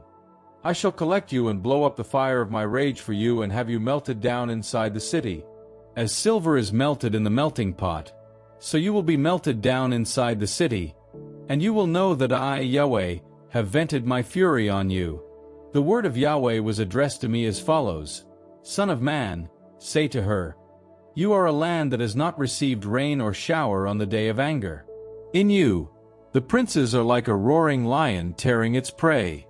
They have eaten the people, seized wealth and jewels, and widowed many inside her. Her priests have violated my law and desecrated my sanctuary. They have made no distinction between sacred and profane. They have not taught people the difference between clean and unclean. They have turned their eyes away from my Sabbaths, and I have been dishonored by them. In her the leaders are wolves tearing their prey, shedding blood and killing people to steal their possessions. Her prophets have plastered these things over with their empty visions and lying prophecies, saying, Yahweh says this, although Yahweh has not spoken. The people of the country have taken to extortion and banditry. They have oppressed the poor and needy and ill-treated the settler in a way that is unjustifiable. I have been looking for someone among them to build a barricade and oppose me in the breach, to defend the country and prevent me from destroying it, but I have found no one. Hence I have vented my fury on them. I have put an end to them in the fire of my rage. I have made their conduct recoil on their own heads, declares the Lord Yahweh.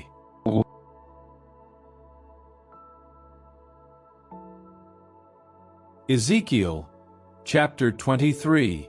The word of Yahweh was addressed to me as follows: Son of man, there were once two women, daughters of the same mother. They played the whore in Egypt. They played the whore when they were still girls. There their nipples were handled. There their virgin breasts were first fondled. Their names were Oholah the elder, Oholibah her sister. They belonged to me and bore sons and daughters. As regards their names, Samaria is Oholah, Jerusalem Oholibah. Now Oholah played the whore, although she belonged to me. She lusted after her lovers, her neighbors the Assyrians, dressed in purple, governors and magistrates, all of them young and desirable, and skillful horsemen. She played the whore with all of them, the pick of Assyria, and defiled herself with all the foul idols of all those with whom she was in love. Nor did she give up the whoring begun in Egypt, where men had slept with her from her girlhood, fondling her virgin breasts, debauching her over and over again. That is why I have handed her over to her lovers, to the Assyrians with whom she was in love. They stripped her naked, seized her sons and daughters, and put her to the sword. She became notorious among women for the justice done on her. Her sister Oholibah saw all this, but she was even more depraved, and her whorings were worse than her sisters.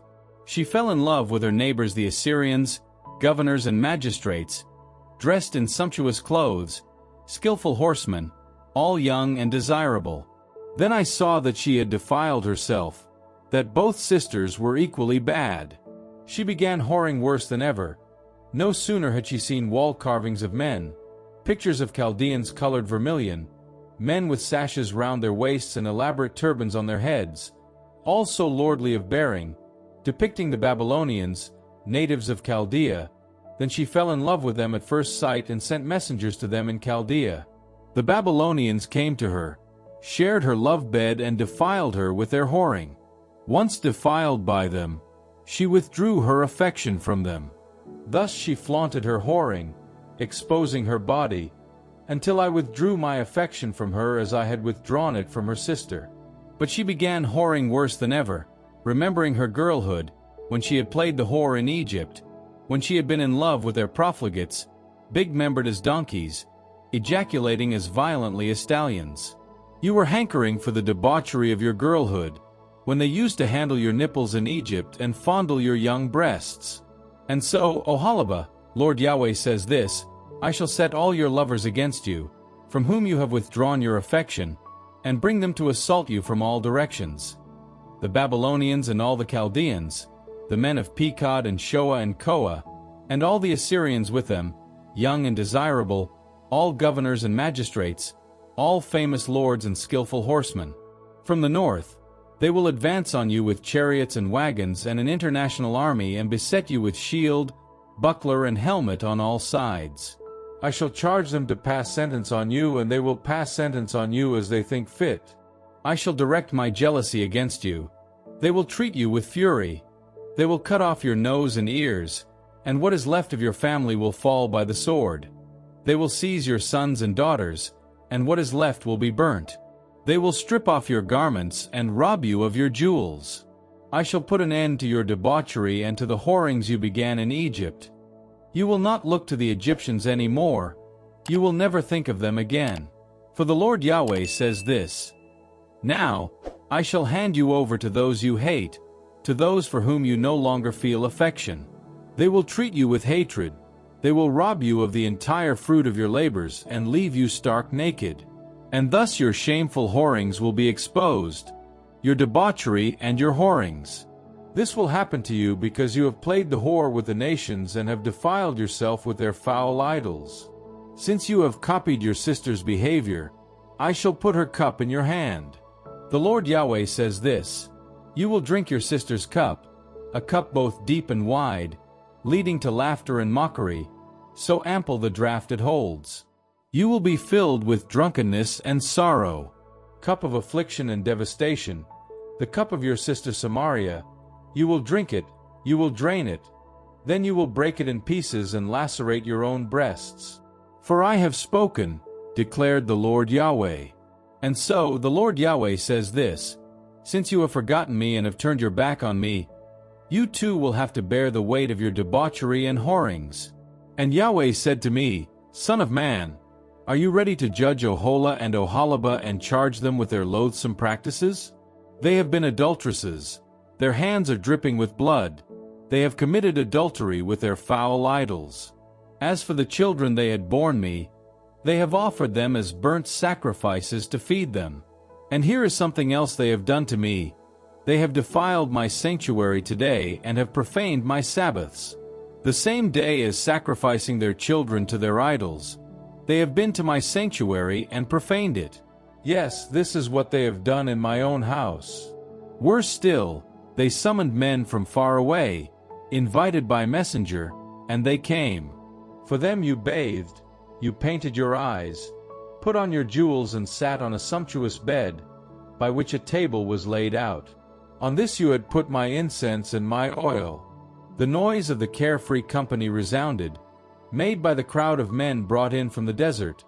They put bracelets on the women's arms and magnificent crowns on their heads. I thought, that woman, worn out with adultery, are they going to fornicate with her too? Yet they visit her like any common prostitute, just as they visited those profligate women Oholah and Oholibah. All the same, there are upright men who will judge them as adulteresses and murderesses are judged, since they are adulteresses and their hands are dripping with blood. The Lord Yahweh says this: summon an assembly to deal with them, and hand them over to terror and pillage. Let the assembly stone them and dispatch them with their swords. Let their sons and daughters be slaughtered and their houses set on fire. This is how I shall purge the country of debauchery, so that all women will be taught the lesson never to ape your debauchery again. Your debauchery will recoil on yourselves, and you will bear the weight of the sins committed with your foul idols, and you will know that I am the Lord Yahweh.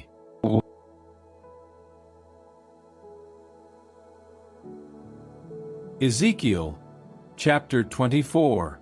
In the 9th year, on the 10th day of the 10th month, the word of Yahweh was addressed to me as follows: Son of man, write down today's date, yes, today's. For this very day the king of Babylon began his attack on Jerusalem.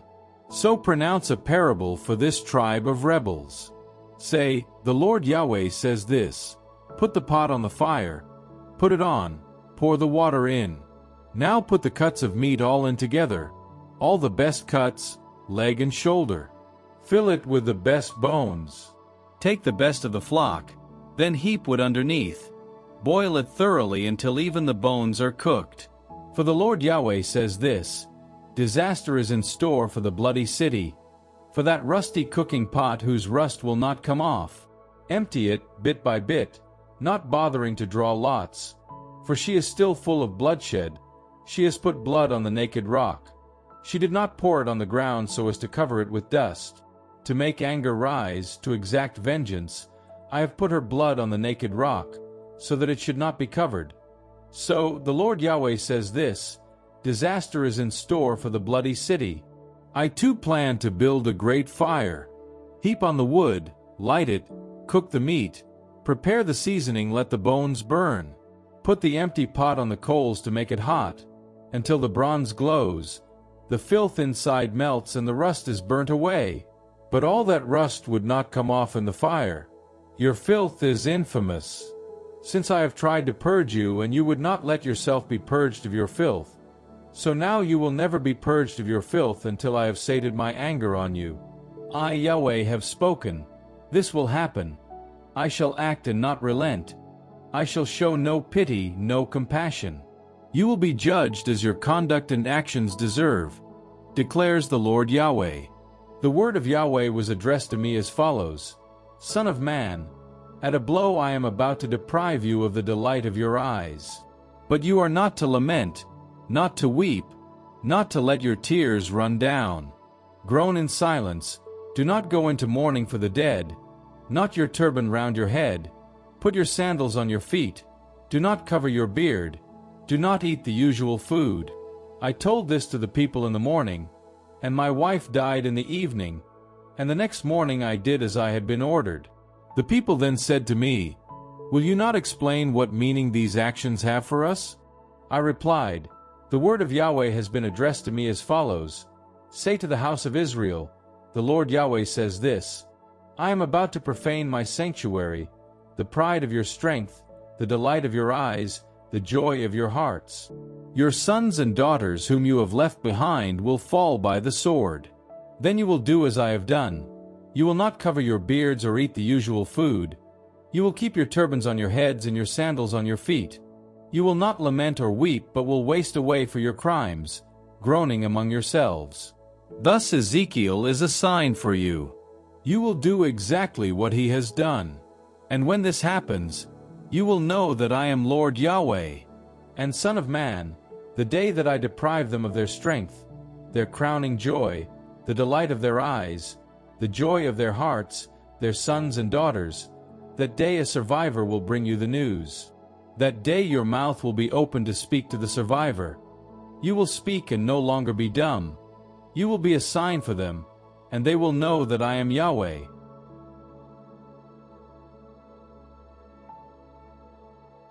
Ezekiel, chapter 25.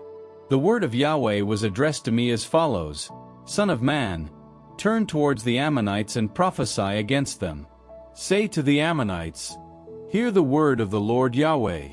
The Lord Yahweh says this, Since you gloated over my sanctuary when it was profaned, and over the land of Israel when it was ravaged, and over the house of Judah when it went into exile, I shall let the sons of the east take possession of you.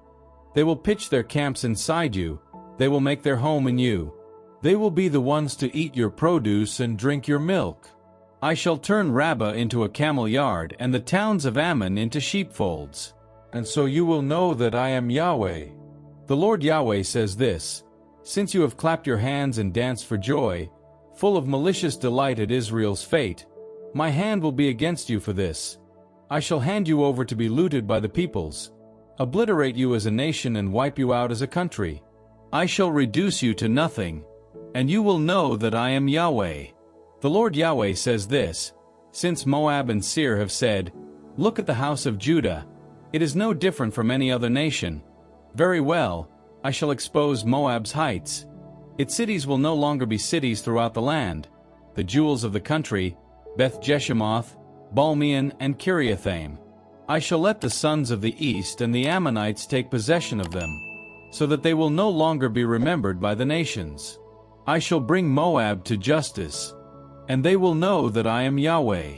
The Lord Yahweh says this, Since Edom has taken revenge on the house of Judah and committed great crimes in doing so, very well, the Lord Yahweh says this, My hand will be against Edom and denude it of human and animal. I shall lay it waste. From Teman as far as Dedan they will be put to the sword. I shall take vengeance on Edom by means of my people Israel. They will treat Edom as my anger and fury dictate, and they will know this is my vengeance, declares the Lord Yahweh. The Lord Yahweh says this, Since the Philistines have acted in revenge and, motivated by malice, have taken revenge, doing their best to destroy because of their long-standing hatred, very well, the Lord Yahweh says this, My hand will be against the Philistines. I shall exterminate the Cherethites and destroy the rest of the coastal peoples. I shall perform frightful acts of vengeance and inflict furious punishments on them. And they will know that I am Yahweh when I exact my vengeance on them.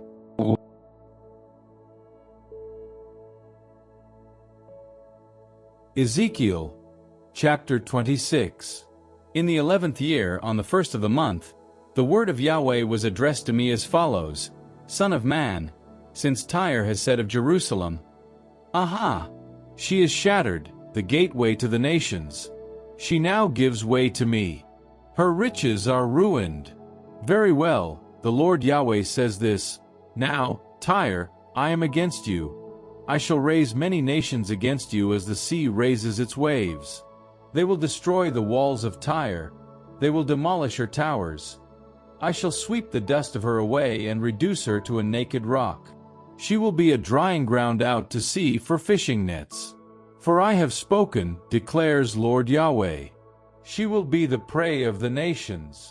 As for her daughters on the mainland, these will be put to the sword, and they will know that I am Yahweh.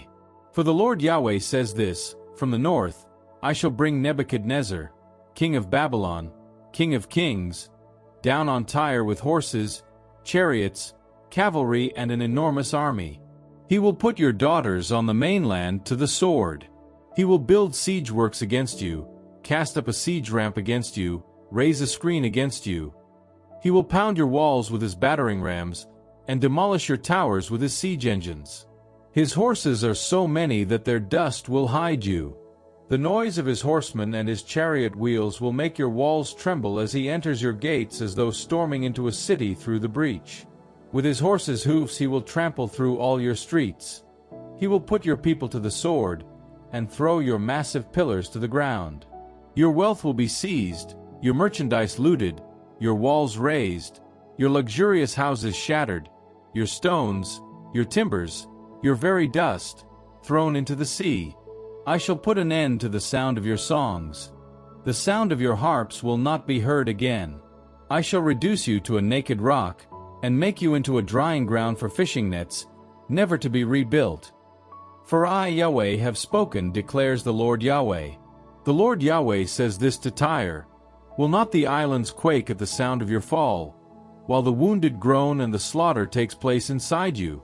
All the princes of the sea will leave their thrones, lay aside their cloaks, take off their embroidered robes. Dressed in terror they will sit on the ground trembling incessantly, stunned at your fate. They will raise the lament for you as follows. You are destroyed then, vanished from the seas, famous city, former sea power, who with her citizens used to spread terror all over the mainland. Now the islands are trembling on the day of your fall. The islands of the sea are terrified by your end. For the Lord Yahweh says this, when I make you a ruined city like other deserted cities, when I raise the deep against you and the ocean covers you, when I fling you down with those who go down into the abyss, with the people of long ago, and put you deep in the underworld, in the ruins of long ago with those who sink into oblivion, so that you can never come back or be restored to the land of the living, I will make you an object of terror. You will not exist. People will look for you but never find you again, declares the Lord Yahweh.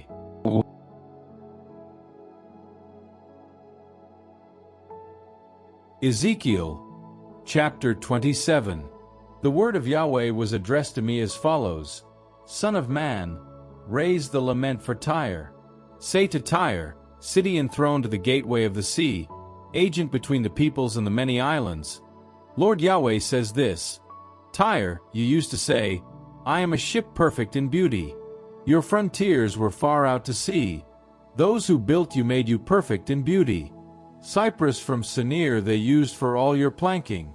They took a cedar from Lebanon to make a mast above you. From oaks of Bashan they made your oars. They built you a deck of cedar inlaid with ivory from the Kittim Isles. Embroidered linen from Egypt was used for your sail and for your flag. Purple and scarlet from the Elisha Islands formed your deck tent. The people of Sidon and Arvad were your oarsmen. The sages of Tyre were aboard, serving as sailors. The elders and craftsmen of Jebel were there to caulk your seams. Every sea-going ship and crew frequented you to guarantee your trade. Men from Persia, Lud and Put served as warriors in your army. Hanging up shield and helmet in you, they displayed your splendor. The sons of Arvad with their army manned your walls all round, while the Gamadians manned your towers. Hanging their shields all round your walls, they completed your beauty. Tarshish traded with you because of your abundant resources and exchanged your merchandise for silver, iron, tin, and lead. Javan, Tubal, and Meshech traded with you. For your merchandise they traded slaves and bronze artifacts. The people of Beth Dagarma traded your horses, chargers, mules. The people of Dedan traded with you. Many islands were your customers and paid you in ivory tusks and ebony. Edom traded with you for the sake of your many manufactured goods. exchanging garnets, purple, embroideries, fine linen, coral and rubies for your goods. Judah and the land of Israel also traded with you, bringing corn from Minnith, Pan-nag, honey, oil and balm. Damascus traded with you, for quantities of your manufactured goods and other goods of all kinds, furnishing you with wine from Helbon and wool from Zahar. Dan and Javan, from Uzal onwards, supplied you with wrought iron, cassia and reeds in exchange for your goods. Dedan traded with you in saddlecloths. Arabia and all the sheiks of Kedar were your customers. They paid in lambs, rams, and he-goats. The merchants of Sheba and Ramah traded with you. They supplied you with the finest spices, precious stones and gold for your merchandise. Haran, Cana and Eden, the merchants of Sheba, Ashur and Chilmad traded with you. They traded rich clothes, embroidered and purple cloaks, multicolored materials and strong-plated cords for your markets. Ships of Tarshish sailed on your business. You were full and heavily loaded far out to sea. Out to the open sea your oarsmen rowed you. The east wind has wrecked you far out to sea. Your riches, your goods, your cargo, your seamen, your sailors, your caulkers, your commercial agents, all the warriors you carry, and all the passengers who are aboard will founder far out to sea on the day of your shipwreck. When they hear the cries of your sailors, the coasts will tremble. Then the oarsmen will all desert their ships. The sailors and seafaring people will stay ashore. They will raise their voices for you and weep bitterly. They will throw dust on their heads and roll in ashes.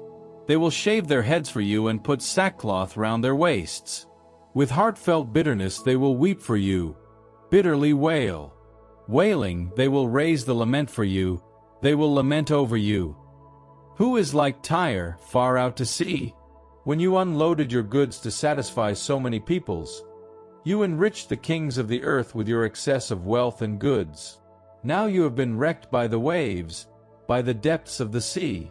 Your cargo and all your passengers have foundered with you. All those who live in the islands will be stunned at your fate. Their kings will quake with horror, with downcast expressions. The merchants of the nations will whistle at your fate. You will be an object of terror, gone forever.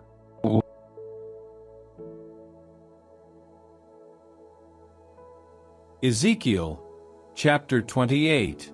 The word of Yahweh was addressed to me as follows: Son of man, say to the ruler of Tyre, the Lord Yahweh says this: Because your heart has grown proud, you thought, I am a god, I am divinely enthroned far out to sea. Though you are human, not divine, you have allowed yourself to think like God.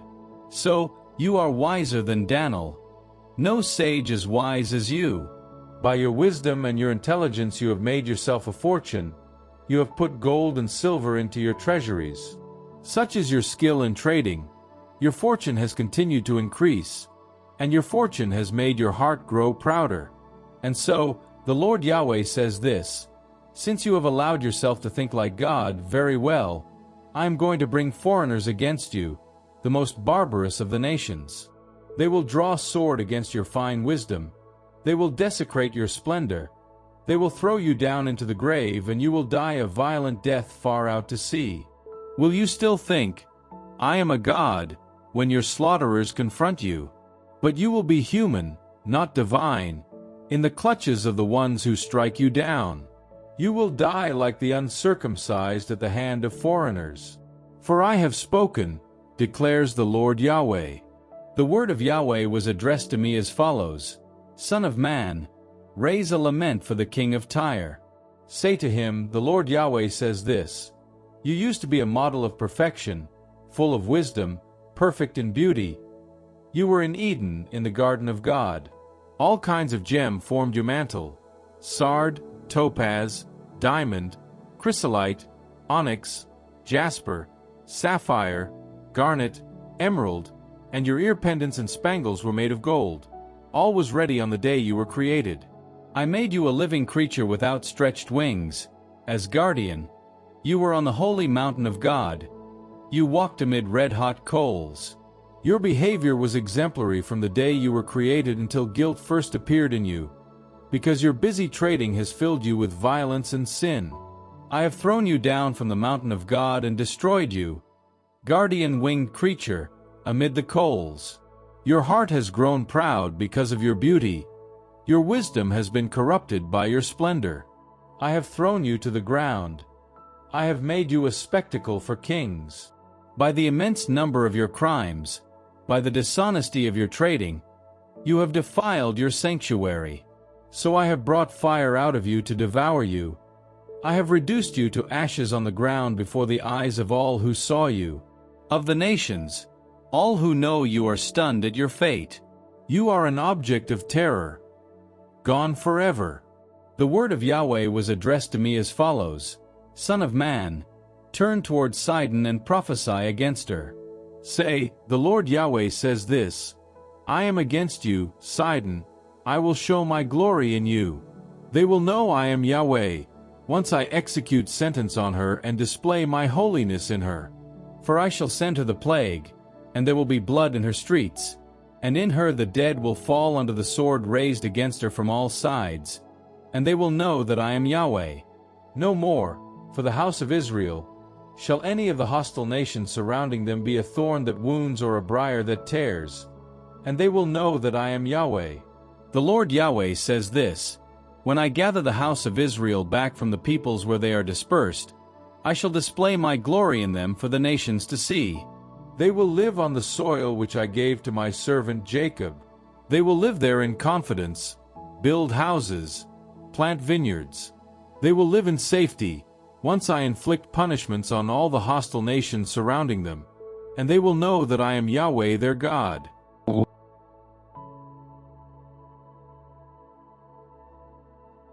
Ezekiel, chapter 29. In the 10th year, on the 12th day of the 10th month, the word of Yahweh was addressed to me as follows: Son of man, turn towards Pharaoh king of Egypt and prophesy against him and against the whole of Egypt. Speak and say, the Lord Yahweh says this: Look, I am against you, Pharaoh king of Egypt, the great crocodile wallowing in his Niles, who thought, My Nile is mine, I made it. I shall put hooks through your jaws, make your Nile fish stick to your scales, and pull you out of your Niles with all your Nile fish sticking to your scales. I shall drop you in the desert, with all your Nile fish. You will fall in the wilds and not be taken up or buried. I shall give you as food to the wild animals and the birds of heaven, and all the inhabitants of Egypt will know that I am Yahweh, for they have given no more support than a reed to the house of Israel. Wherever they grasped you, you broke in their hands and cut their hands all over. Whenever they leaned on you, you broke, making all their limbs give way. So, the Lord Yahweh says this: I shall send the sword against you to denude you of human and animal. Egypt will become a desolate waste, and they will know that I am Yahweh. Because he thought, The Nile is mine, I made it very well, I am against you and your Niles. I shall make Egypt a waste and a desolation, from Migdol to Syene and beyond to the frontiers of Ethiopia. No human foot will pass through it, no animal foot will pass through it. For 40 years it will remain uninhabited. I shall make Egypt the most desolate of countries. For 40 years its cities will be the most desolate of wasted cities. And I shall scatter the Egyptians among the nations and disperse them among the countries. The Lord Yahweh, however, says this: After 40 years have passed, I shall gather the Egyptians back from the nations where they were dispersed. I shall bring the Egyptian captives back and reinstall them in the land of Pathros, in the country of their origin. There they will constitute a modest kingdom. Egypt will be the most modest of kingdoms and no longer dominate other nations. For I shall reduce it, so that it will not rule other nations ever again. It will no longer be anything for the house of Israel to trust in, but will be a reminder of the guilt which lay in turning to it for help. And they will know that I am Lord Yahweh.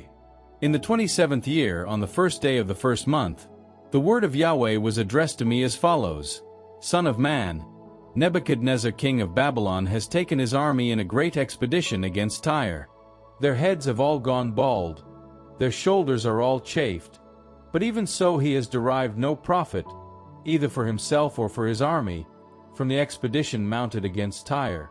Since this is so, the Lord Yahweh says this, Look, I shall hand Egypt over to Nebuchadnezzar king of Babylon. He will carry off its riches, loot it, put it to the sack. That will be the wages for his army. As wages for the trouble he has taken, I am giving him Egypt instead, for they have been working for me, declares the Lord Yahweh. That day, I shall raise up a new stock for the house of Israel and allow you to open your mouth among them, and they will know that I am Yahweh.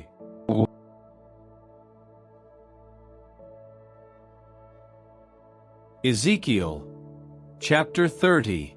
The word of Yahweh was addressed to me as follows, Son of man, prophesy and say, The Lord Yahweh says this, Howl, disaster day, for the day is near, the day of Yahweh is near. It will be a day dark with cloud, a time of doom for the nations. The sword will come on Egypt, and anguish on the country of Cush when the slaughtered fall in Egypt, when her riches are carried away and her foundations are destroyed. Cush, Put and Lud, all Arabia, Cub and the children of the country of the covenant will fall by the sword with them. Yahweh says this, The supports of Egypt will fall, the pride of her strength will crumble. They will fall by the sword from Migdol to Syene, declares the Lord Yahweh. They will be the most desolate of desolate countries, and its cities the most ruined of cities. And they will know that I am Yahweh when I set fire to Egypt and all its supports are shattered. That day, I shall send messengers by ship to terrify the carefree Cushites, and anguish will overtake them on the day of Egypt. It is coming now. The Lord Yahweh says this, I shall destroy the huge population of Egypt at the hand of Nebuchadnezzar king of Babylon. He and his people, the most barbarous of nations, will be brought to ravage the country.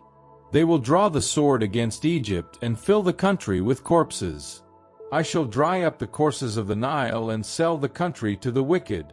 I shall lay the whole country waste and everything in it, at the hand of foreigners. I Yahweh have spoken. The Lord Yahweh says this, I shall destroy the foul idols and take the false gods away from Noph. Egypt will be left without a ruler. I shall spread fear through Egypt. I shall lay Pathros waste, set Zoan on fire, inflict my punishments on No. I shall vent my fury on Sin, the bastion of Egypt. I shall wipe out the throngs of No. I shall set fire to Egypt. Sin will be seized with convulsions. A breach will be opened at No and the waters flood out. The young men of On and Pibeseth will fall by the sword and the cities themselves go into captivity. At Tapan's day will turn to darkness when I shatter the scepters of Egypt there, when the pride of her strength ceases. A cloud will cover Egypt itself, and its daughters will go into captivity. Such will be the punishments I inflict on Egypt, and they will know that I am Yahweh. In the 11th year, on the 7th day of the first month, the word of Yahweh was addressed to me as follows, Son of man, I have broken the arm of Pharaoh king of Egypt. You can see that no one has dressed his wound by applying remedies to it, by bandaging it and by dressing it, to make it strong enough to wield the sword. This being so, the Lord Yahweh says this, Look, I am against Pharaoh king of Egypt. I shall break his arms, the sound one and the broken one, and make the sword drop from his hand. I shall scatter Egypt among the nations and disperse it among the countries. I shall strengthen the arms of the king of Babylon and put my sword in his hand. I shall break Pharaoh's arms and, confronted with his enemy, he will groan like a dying man. I shall strengthen the arms of the king of Babylon, and the arms of Pharaoh will fall. And they will know that I am Yahweh, when I put my sword into the hands of the king of Babylon and he wields it against Egypt. I shall scatter Egypt among the nations and disperse it among the countries. And they will know that I am Yahweh.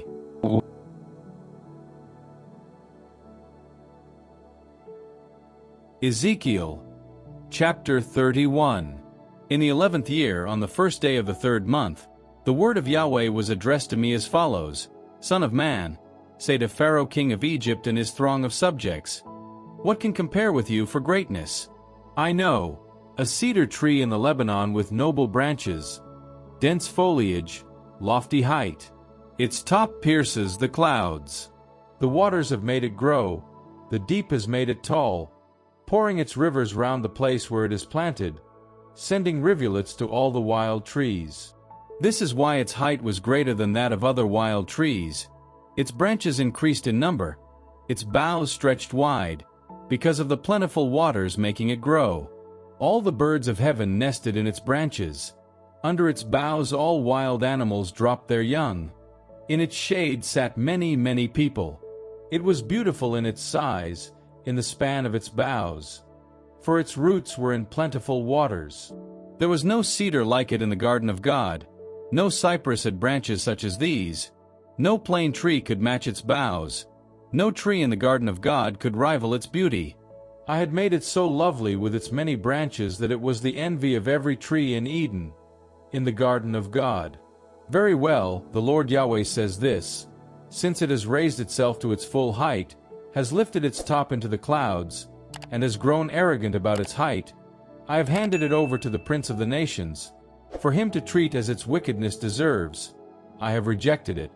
Foreigners, the most barbarous of nations, have cut it down and deserted it. On the mountains, in all the valleys, lie its branches. Its broken boughs are in every ravine throughout the country. Everybody in the country has fled its shade and deserted it. On its wreckage perch all the birds of heaven. All the wild animals have advanced on its branches. So in future let no tree rear its height beside the waters, none push its top into the clouds, no watered tree stretch its height towards them. For all of them are doomed to death, to the depths of the underworld, with a common run of humanity, with those who sink into oblivion. The Lord Yahweh says this: the day it went down to Sheol, I imposed mourning, I closed the deep over it. I stopped its rivers and the plentiful waters dried up. I made Lebanon dark because of it, and all the wild trees wilted because of it. With the noise when it fell I made the nations quake, as I hurled it down to Sheol, with those who sink into oblivion. In the depths of the underworld all the trees of Eden took comfort, the pick of the loveliest trees of the Lebanon, all irrigated by the waters. And its offspring among the nations, once living in its shade, went down to Sheol with it, to those who have been slaughtered by the sword. Which of the trees of Eden compares with you for glory and greatness? Yet you have been hurled down with the trees of Eden, to the depths of the underworld, among the uncircumcised, and there you lie with those who have been slaughtered by the sword. So much for Pharaoh and all his throng, declared the Lord Yahweh.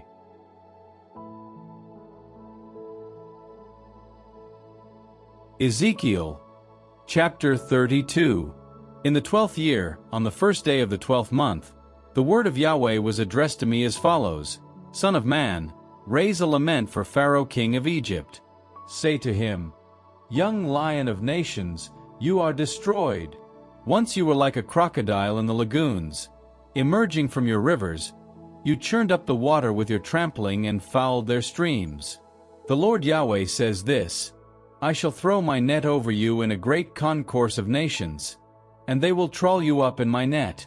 Then I shall leave you high and dry. I shall throw you out into the wilds and make all the birds of heaven settle on you, and glut all the beasts of the earth with you. I shall strew your flesh on your mountains and fill the valleys with your corruption. I shall water the country with what flows from you, with your blood, on the mountainsides, and you will fill the ravines. When I extinguish you, I shall cover the skies and darken the stars. I shall cover the sun with clouds, and the moon will not give its light. I shall dim every luminary in heaven because of you and cover your country in darkness, declares the Lord Yahweh. I shall grieve the heart of many peoples when I bring about your destruction among the nations, in countries unknown to you. I shall stun many peoples with shock at your fate. Their kings will tremble with horror at your fate, when I brandish my sword before their eyes. The day you fall, each will tremble in terror for his life. For the Lord Yahweh says this: The sword of the king of Babylon will overtake you. I shall make your throngs of subjects fall at the swords of my warriors. They are the most barbarous of nations. They will annihilate the pride of Egypt, and all its throngs will be destroyed. I shall also destroy all its cattle beside the plentiful waters. No human foot will churn them, no animal foot will churn them up again. Then I shall let their waters settle and make their rivers glide like oil, declares the Lord Yahweh. When I reduce Egypt to a ruin and the country is stripped of its contents, when I strike all those who live there, they will know that I am Yahweh. Such is the lament which the daughters of the nations will raise.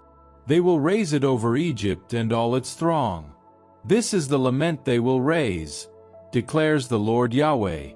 In the 12th year, on the 15th day of the first month, the word of Yahweh was addressed to me as follows: Son of man, lament over the throng of Egypt, for down she must go with the daughters of majestic nations to the depths of the underworld with those who sink into oblivion. Whom do you surpass in beauty?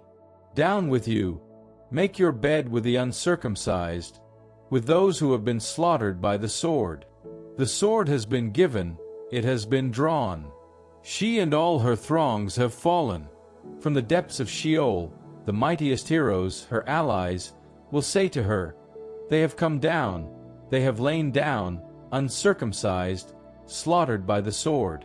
Assyria is there and all her hordes, with their graves all round her. All of them slaughtered, fallen by the sword. Their graves have been made in the deepest part of the abyss, and her hordes, with their graves all round her. All of them slaughtered, killed by the sword, who once spread terror through the world of the living. Elam is there and all her throng round her grave. All of them slaughtered, fallen by the sword. They have gone down uncircumcised to the depths of the underworld, who once spread terror throughout the world of the living. They have borne their shame with those who sink into oblivion. Among the slaughtered, they have put a bed for her, among her throng with their tombs round her. All of them uncircumcised, slaughtered by the sword for having spread terror throughout the world of the living. They have borne their shame with those who sink into oblivion. They have been put among the slaughtered. Meshech, Tubal there and all her throng, with their graves round her, all of them uncircumcised, slaughtered by the sword for having spread terror through the world of the living. They do not lie with the heroes who fell long ago, those who went down to Sheol fully armed, who had their swords laid under their heads and their shields put under their bones, since the heroes inspired the world of the living with terror. But you will be broken with the uncircumcised and lie with those slaughtered by the sword.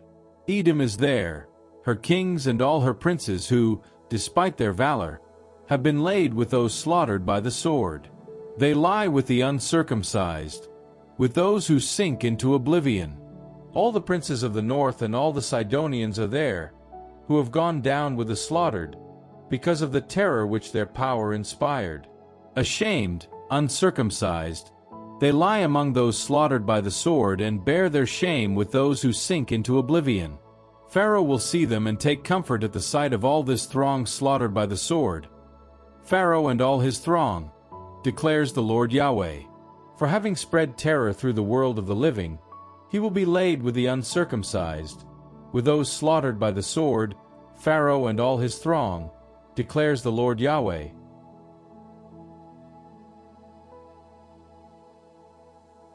Ezekiel, chapter 33. The word of Yahweh was addressed to me as follows: Son of man, speak to the people of your country. Say to them, when I send the sword against the people of that country, take one of their number and post him as a watchman. If he sees the sword coming against the country, he must sound his horn to warn the people. If someone hears the sound of the horn but pays no attention, and the sword overtakes him and destroys him, he will have been responsible for his own death. He has heard the sound of the horn and paid no attention. His death will be his own responsibility. But the life of someone who pays attention will be secure. If, however, the watchman has seen the sword coming but has not blown his horn, and so the people are not alerted and the sword overtakes them and destroys a single one of them, that person will indeed die for his guilt, but I shall hold the watchman responsible for his death. Son of man, I have appointed you as watchman for the house of Israel. When you hear a word from my mouth, warn them from me. If I say to someone wicked, evil-doer, you are to die, and you do not speak to warn the wicked person to renounce such ways, The wicked person will die for this guilt, but I shall hold you responsible for the death. If, however, you do warn someone wicked to renounce such ways and repent, and that person does not repent, then the culprit will die for this guilt, but you yourself will have saved your life. Son of man, say to the house of Israel, you are continually saying, our crimes and sins weigh heavily on us. We are wasting away because of them. How are we to go on living? Say to them, as I live, declares the Lord Yahweh, I do not take pleasure in the death of the wicked, but in the conversion of the wicked who changes his ways and saves his life. Repent. Turn back from your evil ways. Why die, house of Israel? Son of man, say to the members of your nation, the uprightness of an upright person will not save him once he takes to wrongdoing. The wickedness of a wicked person will not ruin him once he renounces his wickedness. No one upright will be able to live on the strength of uprightness, having once taken to sinning. If I say to someone upright, you are to live, and then, trusting in this uprightness, he does wrong, none of the uprightness will be remembered. Because of the wrongdoing, he will die. If, however, I say to someone wicked, you are to die, and he turns back from sin and does what is lawful and upright, if he returns pledges, restores what he has stolen, keeps the laws that give life and no longer does wrong, he will live and will not die. None of his previous sins will be remembered against him. Having done what is lawful and upright, he will live. But the members of your nation say, what the Lord does is unjust. But it is what you do that is unjust. When an upright person gives up being upright and does wrong, he dies for it. And when a wicked person gives up being wicked and does what is lawful and upright, because of this he lives. But you say, what the Lord does is unjust. I shall judge each of you by what you do, house of Israel. In the 12th year of our captivity, on the 5th day of the 10th month, a fugitive arrived from Jerusalem and said to me, the city has been taken. Now the hand of the Lord had been on me the evening before the fugitive arrived. He had opened my mouth before the fugitive came to me the next morning. My mouth had been opened and I was dumb no longer. The word of Yahweh was then addressed to me as follows, Son of man, the people living in those ruins on the soil of Israel say this, Abraham was alone when he was given possession of this country. But we are many. The country has been given us as our heritage. Very well, tell them, the Lord Yahweh says this, you eat blood, you raise your eyes to your foul idols, you shed blood. Are you to own the country? You rely on your swords, you engage in loathsome practices, each of you defiles his neighbor's wife. Are you to own the country? Tell them this, the Lord Yahweh says this, as I live, I swear it, those in the ruins will fall to the sword, those in the countryside I shall give to the wild animals for them to eat, and those among the crags and in caves will die of plague. I shall make the country a desolate waste, and the pride of its strength will be at an end. The mountains of Israel will be deserted, and no one will pass that way again. Then they will know that I am Yahweh, when I make the country a desolate waste because of all the filthy things they have done. Son of man, the members of your nation are talking about you on the ramparts and in doorways. They keep saying to one another, come and hear the word that has come from Yahweh. They throng towards you.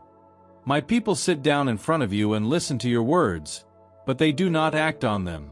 What they act on is the lie in their mouths, and their hearts are set on dishonest gain. As far as they are concerned, you are like a love song pleasantly sung to a good musical accompaniment. They listen to your words, but no one acts on them. When the thing takes place, and it is beginning now, they will know that there has been a prophet among them.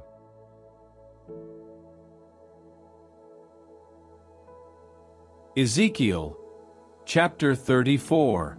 The word of Yahweh was addressed to me as follows, Son of man, prophesy against the shepherds of Israel. Prophesy and say to them, Shepherds, the Lord Yahweh says this, disaster is in store for the shepherds of Israel who feed themselves. Are not shepherds meant to feed a flock? Yet you have fed on milk, you have dressed yourselves in wool, you have sacrificed the fattest sheep, but failed to feed the flock. You have failed to make weak sheep strong, or to care for the sick ones, or bandage the injured ones. You have failed to bring back strays or look for the lost. On the contrary, you have ruled them cruelly and harshly. For lack of a shepherd they have been scattered, to become the prey of all the wild animals. They have been scattered. My flock is astray on every mountain and on every high hill. My flock has been scattered all over the world. No one bothers about them and no one looks for them. Very well, shepherds, hear the word of Yahweh. As I live, I swear it, declares the Lord Yahweh, since my flock has been pillaged and for lack of a shepherd is now the prey of every wild animal.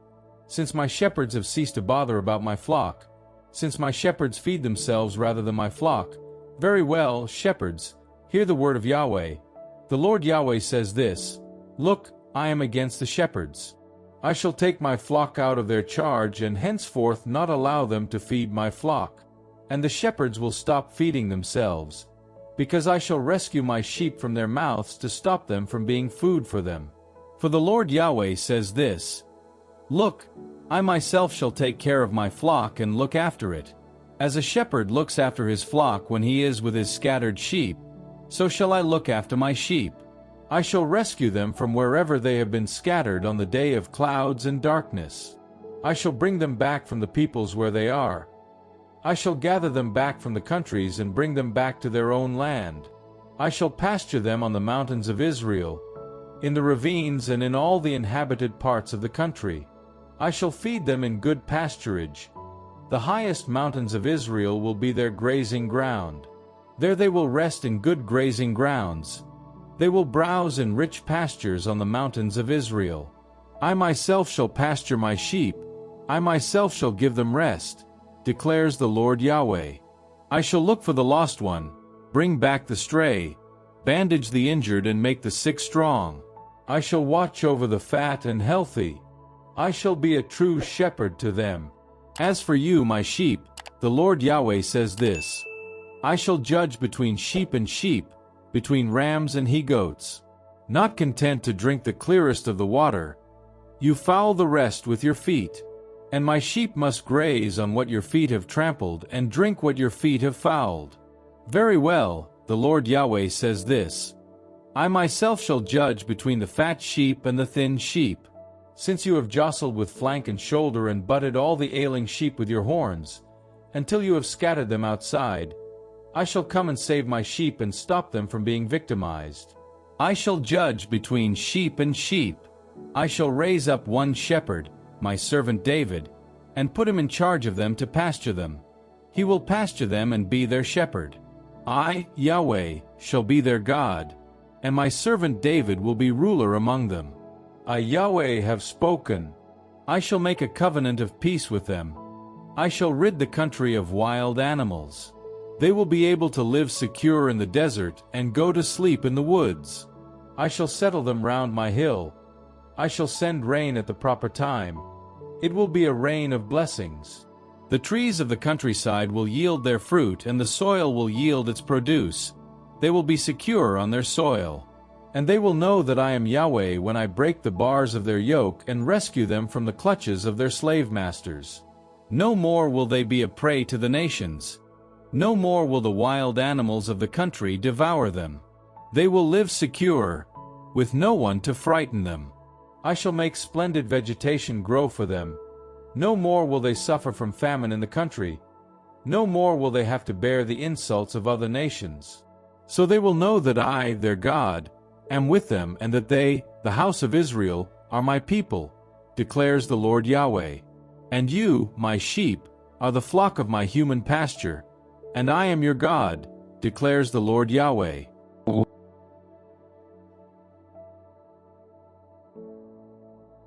Ezekiel, chapter 35.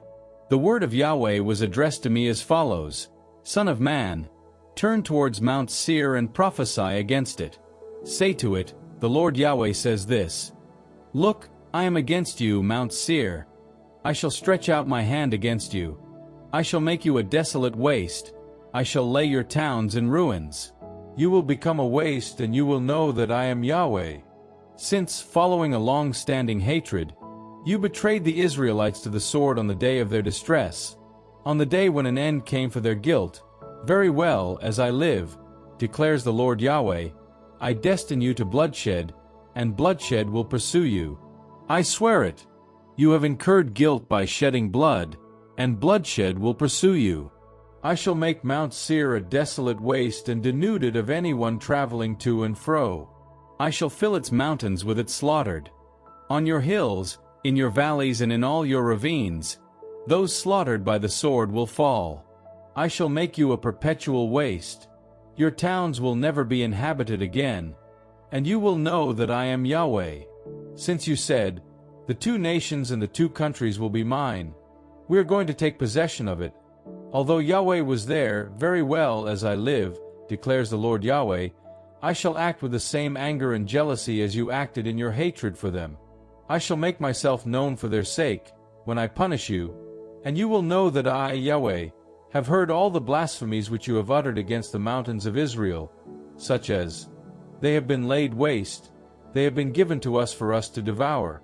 Great was your insolence towards me, many your speeches against me. I have heard. Lord Yahweh says this, to the joy of the whole world, I shall make you a waste.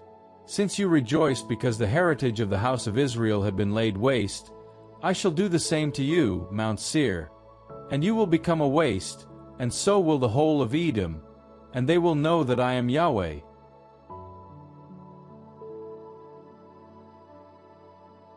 Ezekiel, chapter 36. Son of man, prophesy to the mountains of Israel. Say, mountains of Israel, hear the word of Yahweh. The Lord Yahweh says this, since the enemy has gloated over you by saying, Aha! These eternal heights are owned by us now. Very well, prophesy. Say, the Lord Yahweh says this, since you have been ravaged and seized on from all sides, and have become the property of the rest of the nations, and become the subject of people's talk and gossip, very well, mountains of Israel, hear the word of the Lord Yahweh. The Lord Yahweh says this to the mountains and hills, to the ravines and valleys, to the devastated ruins and abandoned cities which have been put to the sack and have become a laughingstock to the rest of the nations all round. Very well, the Lord Yahweh says this, I swear it in the heat of my jealousy. I am speaking to the rest of the nations and to the whole of Edom who so exultantly and contemptuously took possession of my country to despoil its pasture land. Because of this, prophesy about the land of Israel. Say to the mountains and hills, to the ravines and valleys, the Lord Yahweh says this, I am speaking in my jealousy and rage, because you are enduring the insults of the nations. Very well, the Lord Yahweh says this, I raise my hand and I swear that the nations all around you shall have their own insults to bear. Mountains of Israel, you will grow branches and bear fruit for my people Israel, who will soon return. Yes, I am coming to you, I shall turn to you. You will be tilled and sown. I shall increase your population, the whole house of Israel, yes, all. The cities will be inhabited and the ruins rebuilt. I shall increase your population, both human and animal. They will be fertile and reproduce. I shall repopulate you as you were before. I shall make you more prosperous than you were before, and you will know that I am Yahweh. Thanks to me, men will tread your soil again, my people Israel. They will own you and you will be their heritage, and never again will you rob them of their children. The Lord Yahweh says this, since people have said of you, you are a man-eater, you have robbed your nation of its children, very well. You will eat no more men, never rob your nation of its children again, declares the Lord Yahweh. I shall never again let you hear the insults of the nations. You will never again have to bear the taunts of the peoples. You will never again rob the nation of its children, declares the Lord Yahweh. The word of Yahweh was addressed to me as follows, Son of man, the members of the house of Israel used to live in their own territory, but they defiled it by their conduct and actions. To me their conduct was as unclean as a woman's menstruation. I then vented my fury on them because of the blood they shed in the country and the foul idols with which they defiled it. I scattered them among the nations, and they were dispersed throughout the countries. I sentenced them as their conduct and actions deserved. They have profaned my holy name among the nations where they have gone, so that people say of them, These are the people of Yahweh. They have been exiled from his land. But I have been concerned about my holy name, which the house of Israel has profaned among the nations where they have gone. And so, say to the house of Israel, The Lord Yahweh says this, I am acting not for your sake, house of Israel, but for the sake of my holy name, which you have profaned among the nations where you have gone. I am going to display the holiness of my great name, which has been profaned among the nations, which you have profaned among them. And the nations will know that I am Yahweh, declares the Lord Yahweh, when in you I display my holiness before their eyes. For I shall take you from among the nations and gather you back from all the countries, and bring you home to your own country. I shall pour clean water over you, and you will be cleansed. I shall cleanse you of all your filth and of all your foul idols. I shall give you a new heart, and put a new spirit in you. I shall remove the heart of stone from your bodies and give you a heart of flesh instead. I shall put my spirit in you, and make you keep my laws, and respect and practice my judgments. You will live in the country which I gave your ancestors. You will be my people, and I shall be your God. I shall save you from everything that defiles you. I shall summon the wheat and make it plentiful and impose no more famines on you. I shall increase the yield of tree and field, so that you will never again bear the ignominy of famine among the nations. Then you will remember your evil conduct and actions. You will loathe yourselves for your guilt and your loathsome practices. I assure you that I am not doing this for your sake, declares the Lord Yahweh. Be ashamed and blush for your conduct, house of Israel. The Lord Yahweh says this, On the day I cleanse you from all your guilt, I shall repopulate the cities and cause the ruins to be rebuilt. Waste land, once desolate for every passerby to see, will now be farmed again. And people will say, This land, so recently a waste, is now like a Garden of Eden, and the ruined cities once abandoned and leveled to the ground are now strongholds with people living in them. And the nations left round you will know that I, Yahweh, have rebuilt what was leveled and replanted what was ruined. I, Yahweh, have spoken and shall do it. The Lord Yahweh says this, As a further mark of favor, I shall let myself be consulted by the house of Israel. I shall increase their numbers like a human flock, like a flock of sacrificial animals, like the flock in Jerusalem on her solemn feasts. So your ruined cities will be filled with human flocks, and they will know that I am Yahweh.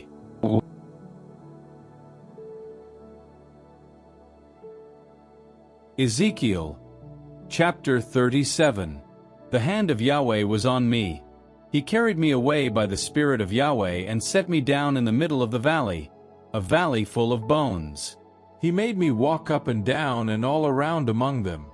There were vast quantities of these bones on the floor of the valley, and they were completely dry. He said to me, Son of man, can these bones live? I said, You know, Lord Yahweh.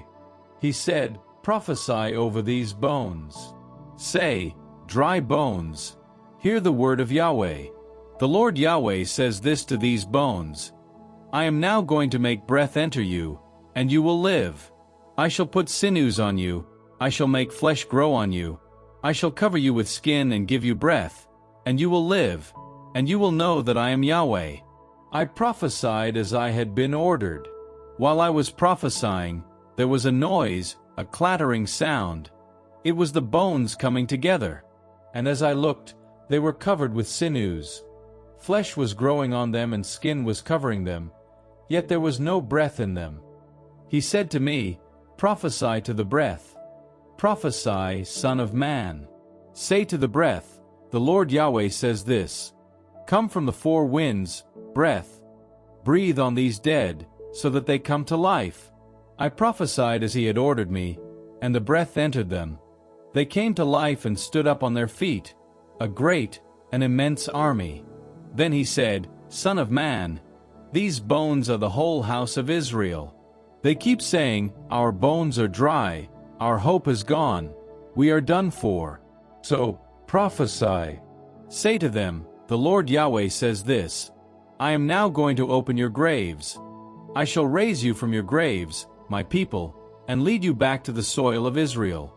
And you will know that I am Yahweh, when I open your graves and raise you from your graves, my people, and put my spirit in you, and you revive, and I resettle you on your own soil.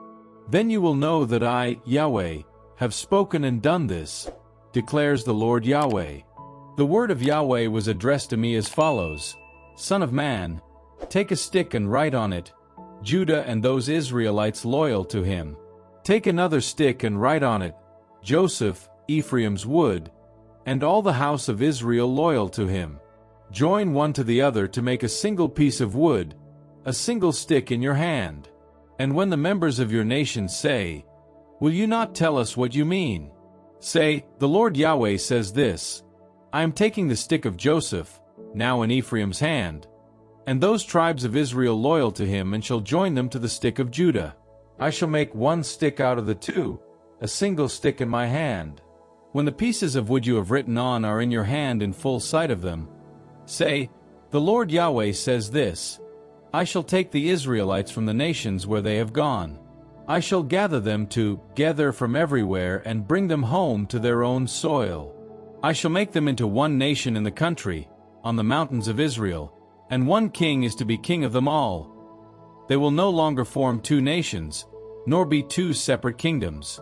They will no longer defile themselves with their foul idols, their horrors, and any of their crimes. I shall save them from the acts of infidelity which they have committed, and shall cleanse them. They will be my people, and I shall be their God. My servant David will reign over them, one shepherd for all. They will follow my judgments, respect my laws, and practice them. They will live in the country which I gave to my servant Jacob, the country in which your ancestors lived. They will live in it, they, their children, their children's children, forever. David my servant is to be their prince forever. I shall make a covenant of peace with them, an eternal covenant with them. I shall resettle them and make them grow. I shall set my sanctuary among them forever. I shall make my home above them. I shall be their God, and they will be my people. And the nations will know that I am Yahweh, the sanctifier of Israel, when my sanctuary is with them forever.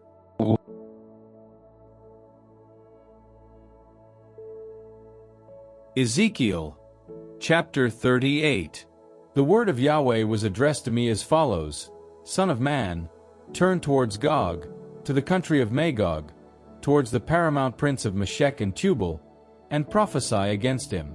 Say, The Lord Yahweh says this: I am against you, Gog, paramount prince of Meshech and Tubal. I shall turn you about.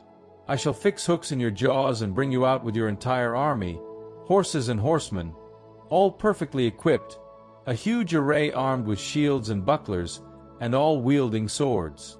Persia and Cush and Put are with them, all with buckler and helmet. Gomer and all its troops, Beth Dagarma in the far north and all its troops, and many nations with you. Be ready, be well prepared, you and all your troops and the others rallying to you, and hold yourself at my service. Many days will pass before you are given orders. In the final years you will march on this country, whose inhabitants will have been living in confidence, remote from other peoples, since they escaped the sword and were gathered in from various nations, here in the long deserted mountains of Israel. Like a storm you will approach, you will advance and cover the country like a cloud, you, all your troops and many nations with you. The Lord Yahweh says this: That day, a thought will enter your mind and you will form a sinister plan. You will think, I shall attack this undefended country and march on this peaceful nation living secure, all living in towns without walls or bars or gates. You will come to plunder and loot and turn your might against the ruins they live in, against this people gathered back from the nations, these stock breeders and traders who live at the navel of the world. Sheba and Dedan, the merchants and all the magnates of Tarshish will ask you, Have you come for plunder? Are you massing your troops with a view to looting? To make off with gold and silver, seize cattle and goods, and come away with unlimited spoil? So, Son of man, prophesy. Say to Gog, The Lord Yahweh says this: Is it not true that you will set out at a time when my people Israel is living secure? You will leave your home in the far north, you and many nations with you, a great army of countless troops all mounted. You will invade Israel, my people. You will be like a cloud covering the country. In the final days, I myself shall bring you to attack my country, so that the nations will know who I am, when I display my holiness to them, by means of you, Gog. The Lord Yahweh says this: It was of you that I spoke in the past through my servants the prophets of Israel, who prophesied in those days, foretelling your invasion. The day Gog attacks the land of Israel, declares the Lord Yahweh, my furious wrath will boil up. In my anger, in my jealousy, in the heat of my fury I say it. That day, I swear, there will be such a huge earthquake in the land of Israel, that the fish in the sea and the birds of heaven, the wild beasts, all the reptiles creeping along the ground, and all people on the surface of the earth will quake before me. Mountains will fall, cliffs crumble, all walls collapse, and I shall summon every kind of sword against him, declares the Lord Yahweh, and each will turn his sword against his comrade. I shall punish him with plague and bloodshed, and rain down torrential rain, hailstones, fire and brimstone on him, on his troops and on the many nations with him. I shall display my greatness and holiness and bring the many nations to acknowledge me, and they will know that I am Yahweh.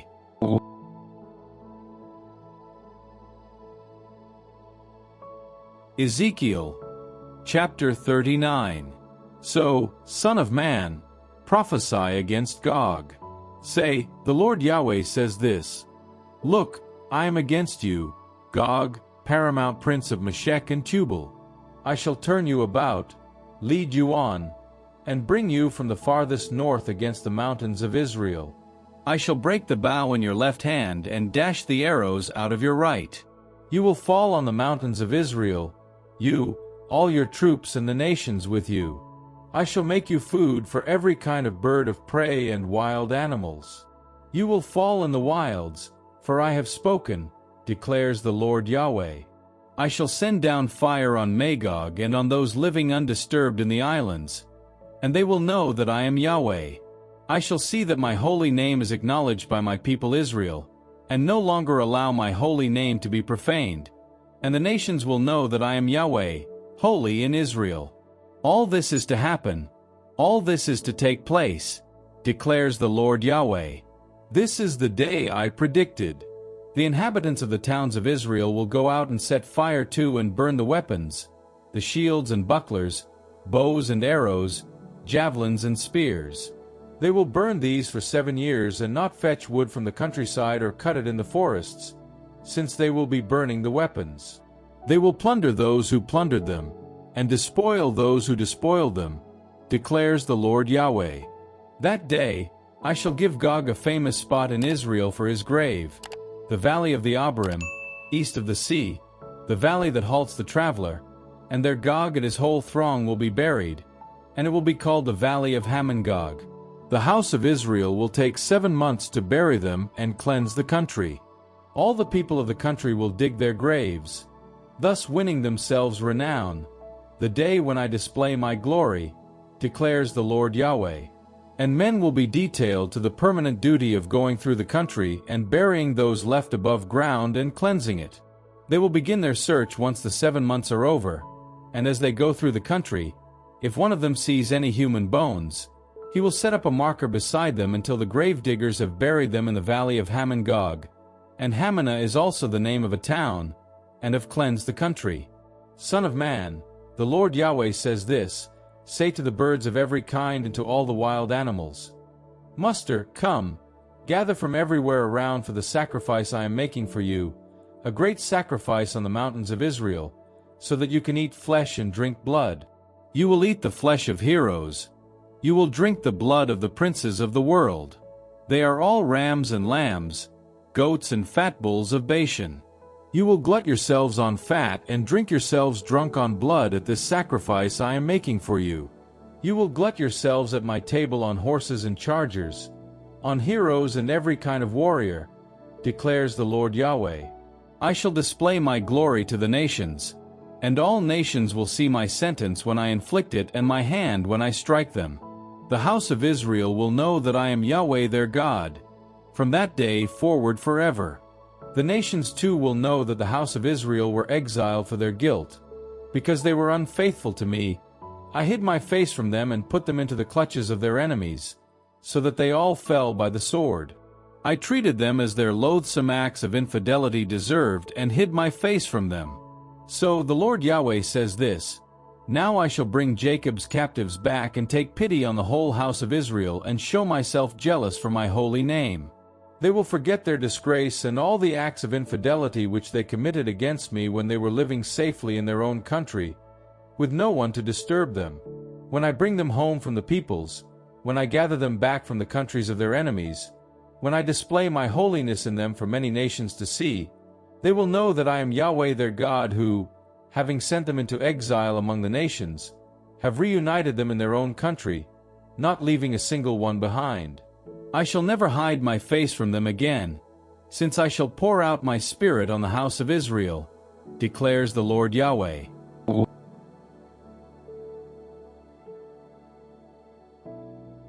Ezekiel, chapter 40. In the 25th year of our captivity, at the beginning of the year, on the 10th day of the month, 14 years to the day from the capture of the city, the hand of Yahweh was on me. He carried me away. In divine visions, he carried me away to the land of Israel and put me down on a very high mountain, on the south of which there seemed to be built a city. He took me to it, and there I saw a man, whose appearance was like brass. He had a flax cord and a measuring rod in his hand, and was standing in the gateway. The man said to me, Son of man, look carefully, listen closely and pay attention to everything I show you, since you have been brought here only for me to show it to you. Tell the house of Israel everything that you see. Now, the temple was surrounded on all sides by an outer wall. The man was holding a measuring rod 6 cubits long, each cubit a forearm and a hand's breadth. He measured the thickness of this construction, 1 rod, and its height, 1 rod. He went to the east gate, climbed the steps and measured its threshold, 1 rod deep, each guardroom 1 rod by 1 rod, and the piers between the guardrooms 5 cubits thick, and the threshold of the gate inwards from the porch of the gate, 1 rod. He measured the porch of the gate, 8 cubits, its piers, 2 cubits. The porch of the gate was at the inner end. There were 3 guardrooms on each side of the east gate, all 3 of the same size. The piers between them all of the same thickness each side. He measured the width of the entrance, 10 cubits, and the width all down the gateway, 13 cubits. There was a rail in front of the guardrooms. Each rail on either side was 1 cubit, and the guardrooms on either side were 6 cubits square. He measured the width of the gate from the back wall of one guardroom to the back wall of the other. It was 25 cubits across, the openings being opposite each other. He measured the porch, 20 cubits. The court surrounded the gate on all sides. From the front of the entrance gate to the far end of the porch of the inner gate, 50 cubits. All round inside the gate there were trellised windows in the guardrooms and in their piers. Similarly, in the porch there were windows all round and palm trees on the piers. He then took me to the outer court, which had rooms and a paved terrace going all the way round. There were 30 rooms on this terrace. This terrace, which came up to the sides of the gates and matched their depth, was the lower terrace. He measured the width of the court, from the front of the lower gate to the facade of the inner court, outside, 100 cubits, on the east and on the north. He measured the length and breadth of the north gate of the outer court. It had 3 guardrooms on each side. Its piers and porch were of the same size as those of the first gate, 50 cubits long and 25 cubits wide. Its windows, its porch and its palm trees were of the same size as those of the east gate. There were 7 steps up to it, and its porch was at the inner end. In the inner court there was, opposite the north gate, a gate like the one opposite the east gate. He measured the distance from one gate to the other, 100 cubits. He took me to the south side where there was a south gate. He measured its guardrooms, piers, and porch. They were of the same size as the others. The gateway, as well as its porch, had windows all round, like the windows of the others. It was 50 cubits long and 25 cubits wide, and it had 7 steps up to it. Its porch was at the inner end and had palm trees on its piers, one on either side. The inner court had a south gate. He measured the distance southwards from one gate to the other, 100 cubits. He then took me into the inner court by the south gate. He measured the south gate, which was of the same size as the others. Its guardrooms, piers, and porch were of the same size as the others.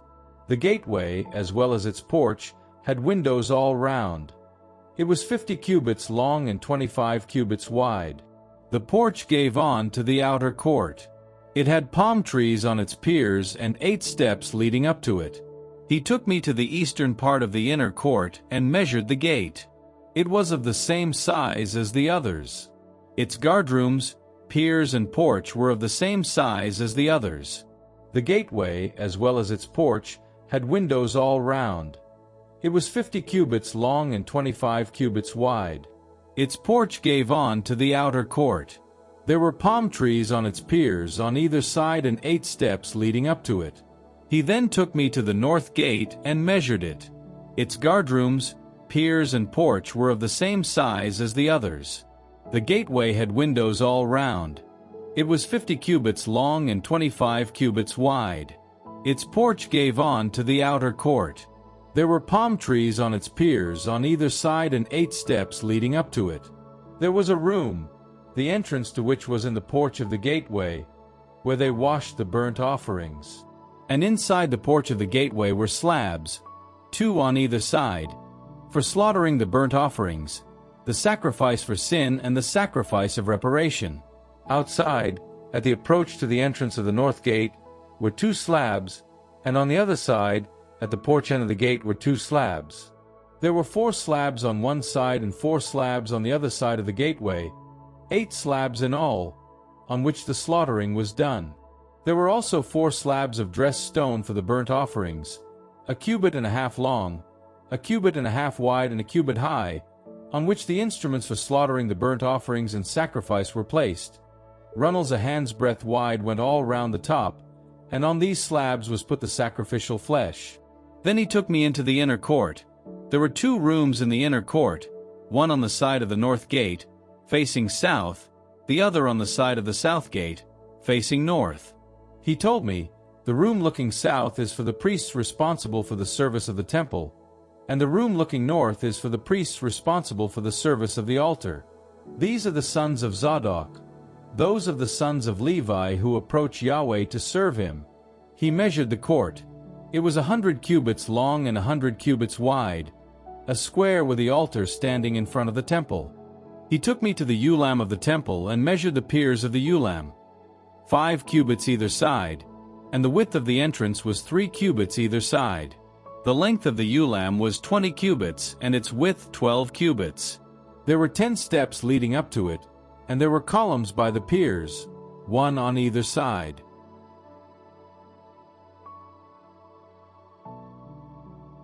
Ezekiel, chapter 41. He took me to the hekel and measured its piers, 6 cubits wide on the one side, 6 cubits wide on the other. The width of the entrance was 10 cubits, and the returns of the entrance were 5 cubits on the one side and 5 cubits on the other. He measured its length, 40 cubits, and its width, 20 cubits. He then went inside and measured the pier at the entrance, 2 cubits, then the entrance, 6 cubits, and the returns of the entrance, 7 cubits. He measured its length, 20 cubits, and its width against the hekel, 20 cubits. He then said to me, "This is the Holy of Holies." He then measured the wall of the temple, 6 cubits.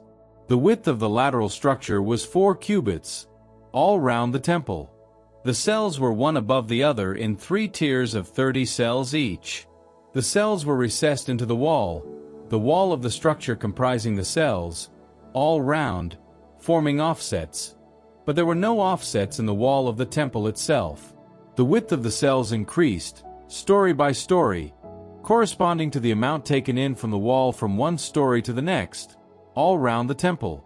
Then I saw that there was a paved terrace all round the temple. The height of this, which formed the base of the side cells, was 1 complete rod of 6 cubits.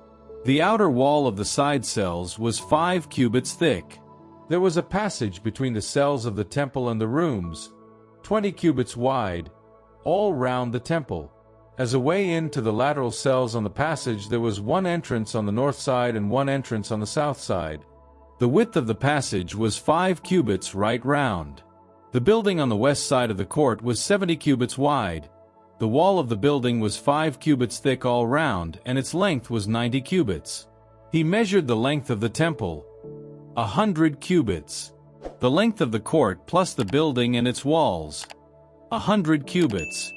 He measured the length of the building, along the court, at the back, and its galleries on either side, 100 cubits.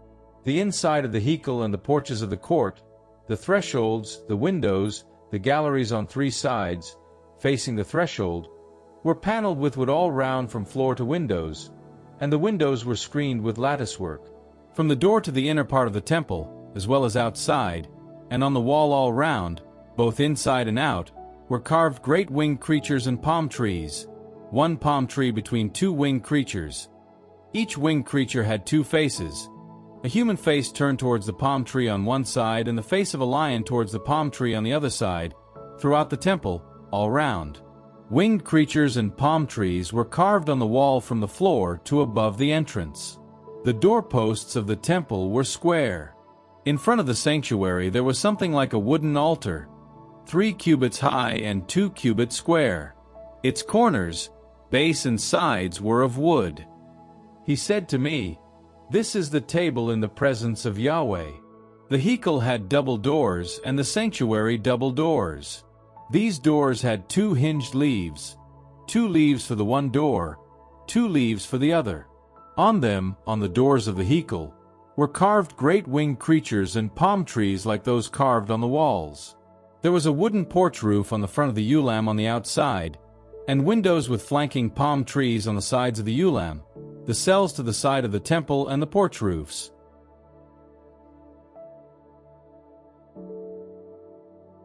Ezekiel, chapter 42. He then took me out into the outer court on the north side and led me to the room facing the court, that is to say, to the front of the building on the north side. Along the front, it was 100 cubits long on the north side and 50 cubits wide. Facing the gateways of the inner court and facing the paving of the outer court was a gallery in front of the triple gallery, and in front of the rooms was a walk, 10 cubits measured inwards and 100 cubits long. Their doors looked north. The top floor rooms were narrow because the galleries took up part of the width, being narrower than those on the ground floor or those on the middle floor of the building. These were divided into 3 stories and had no columns such as the court had. Hence they were narrower than the ground floor ones or the middle floor ones below them. The outer wall parallel to the rooms, facing them and giving onto the outer court, was 50 cubits long, the length of the rooms facing the outer court being 50 cubits, while for those facing the hall of the temple it was 100 cubits. Beneath the rooms there was an entrance from the east, leading in from the outer court. In the thickness of the wall of the court, on the south side fronting the court and the building, were rooms. A walk ran in front of them, as were the rooms built on the north side. They were of the same length and breadth, and were of similar design with similar doors in and out. Before the rooms on the south side there was an entrance at the end of each walk, opposite the corresponding wall on the east side, at their entries. He said to me, "The northern and southern rooms giving onto the court are the rooms of the sanctuary, in which the priests who approach Yahweh will eat the most holy things. In them will be placed the most holy things, the oblation, the sacrifice for sin, and the sacrifice of reparation, since this is a holy place. Once the priests have entered, they will not go out of the holy place into the outer court without leaving their liturgical vestments there. Since these vestments are holy, they will put on other clothes before going near places assigned to the people." When he had finished measuring the inside of the temple, he took me out to the east gate and measured it right round the sides. He measured the east side with his measuring rod, a total of 500 cubits by the measuring rod. He then measured the north side, a total of 500 cubits by the measuring rod. He then measured the south side. 500 cubits by the measuring rod was the total. On the west side he measured 500 cubits by the measuring rod. He measured the entire enclosing wall on all four sides. Length 500, breadth 500, separating the sacred from the profane.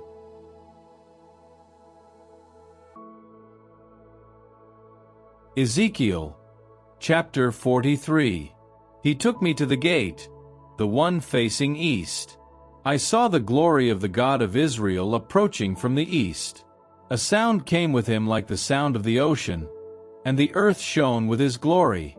This vision was like the one I had seen when I had come for the destruction of the city, and like the one I had seen by the river Chebar. Then I fell to the ground. The glory of Yahweh arrived at the temple by the east gate. The Spirit lifted me up and brought me into the inner court. I saw the glory of Yahweh fill the temple. And I heard someone speaking to me from the temple while the man stood beside me. He said, "Son of man, this is the dais of my throne, the step on which I rest my feet. I shall live here among the Israelites forever, and the house of Israel, they and their kings, will never again defile my holy name with their whorings and the corpses of their kings, by putting their threshold beside my threshold and their doorposts beside my doorposts, with a party wall shared by them and me. They used to defile my holy name by their loathsome practices, and this is why I put an end to them in my anger. From now on they will banish their whorings and the corpses of their kings from my presence, and I shall live among them forever. Son of man, describe this temple to the house of Israel, to shame them out of their loathsome practices. Let them draw up the plan of it, and if they are ashamed of their behavior, show them the design and plan of the temple, its exits and entrances, its shape, how all of it is arranged, the entire design and all its principles. Give them all this in writing so that they can see and take note of its design and the way it is all arranged and carry it out. This is the charter of the temple. All the surrounding space on the mountain top is an especially holy area. Such is the charter of the temple. These were the dimensions of the altar, in cubits each of a cubit plus a hand's breadth.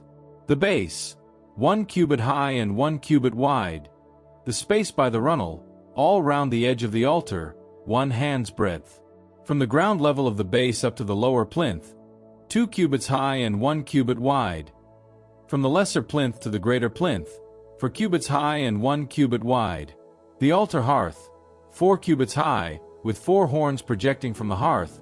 The hearth was 4 square, 12 cubits by 12 cubits, and the square plinth, 14 cubits by 14 cubits, and the ledge all round, half a cubit, and the base, 1 cubit all round.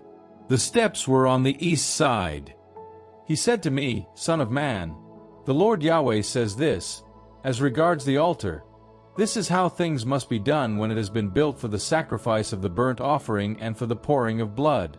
To the Levitical priests, those of the race of Zadok, who approach me to serve me, declares the Lord Yahweh, you must give a young bull as a sacrifice for sin.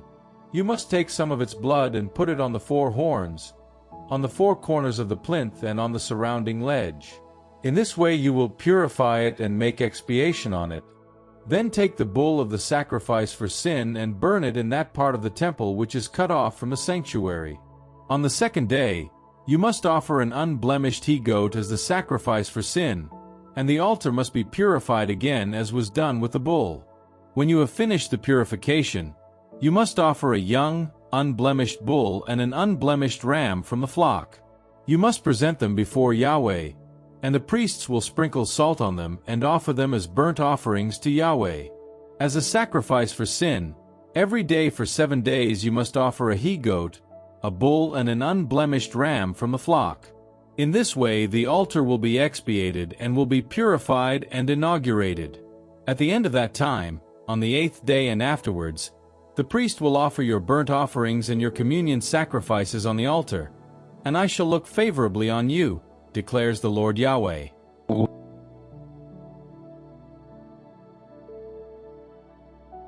Ezekiel, chapter 44. He brought me back to the outer east gate of the sanctuary. It was shut. Yahweh said to me, "This gate will be kept shut. No one may open it or go through it, since Yahweh, God of Israel, has been through it, and so it must be kept shut. The prince himself, however, may sit there to take his meal in the presence of Yahweh. He must enter and leave through the porch of the gate." He led me through the north gate to the front of the temple. And then I looked. I saw the glory of Yahweh filling the temple of Yahweh, and I fell to the ground. Yahweh said to me, "Son of man, pay attention. Look carefully and listen closely to everything I explain. These are all the arrangements of the temple of Yahweh and all its laws. Be careful about who is admitted to the temple and who is excluded from the sanctuary. And say to the rebels of the house of Israel, 'The Lord Yahweh says this: You have gone beyond all bounds with all your loathsome practices, house of Israel, by admitting aliens, uncircumcised in heart and body, to frequent my sanctuary and profane my temple, while offering my food, the fat and the blood, and breaking my covenant with all your loathsome practices. Instead of maintaining the service of my holy things, you have deputed someone else to maintain my service in my sanctuary. The Lord Yahweh says this: No alien, uncircumcised in heart and body, may enter my sanctuary, none of the aliens living among the Israelites. As regards the Levites who abandoned me when Israel strayed far from me by following its idols, they must bear the weight of their own sin.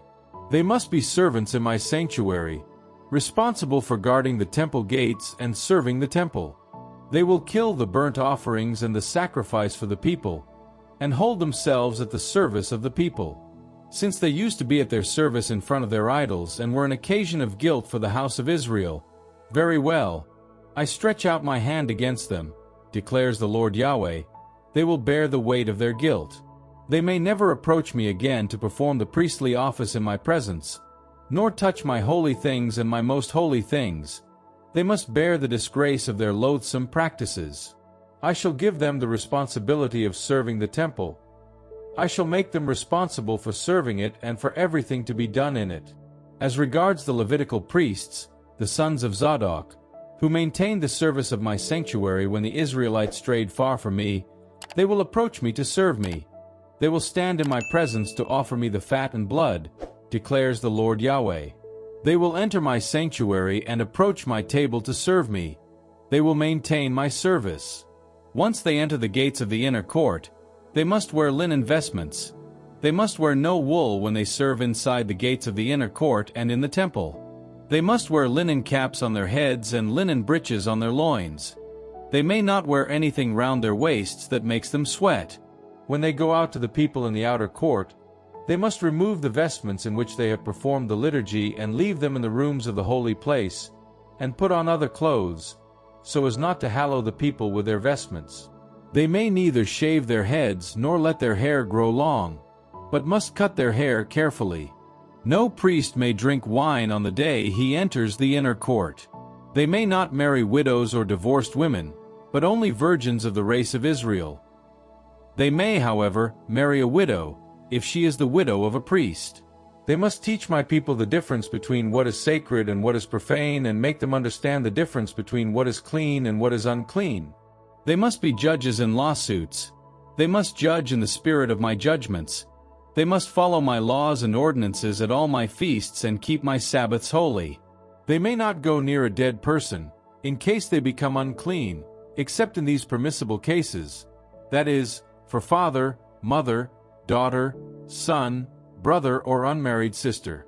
After one of them has been purified, 7 days must elapse. Then, the day he enters the holy place in the inner court to minister in the holy place, he must offer his sacrifice for sin, declares the Lord Yahweh. They may have no heritage. I myself shall be their heritage. You may give them no patrimony in Israel. I myself shall be their patrimony. Their food must be the oblation, the sacrifice for sin, and the sacrifice of reparation. Everything dedicated by vow in Israel shall be for them. The best of all your firstfruits and of all the dues and of everything you offer must go to the priests. And the best of your dough you must also give to the priests, so that a blessing may rest on your house. Priests must not eat the flesh of anything that has died a natural death or been savaged, be it bird or animal.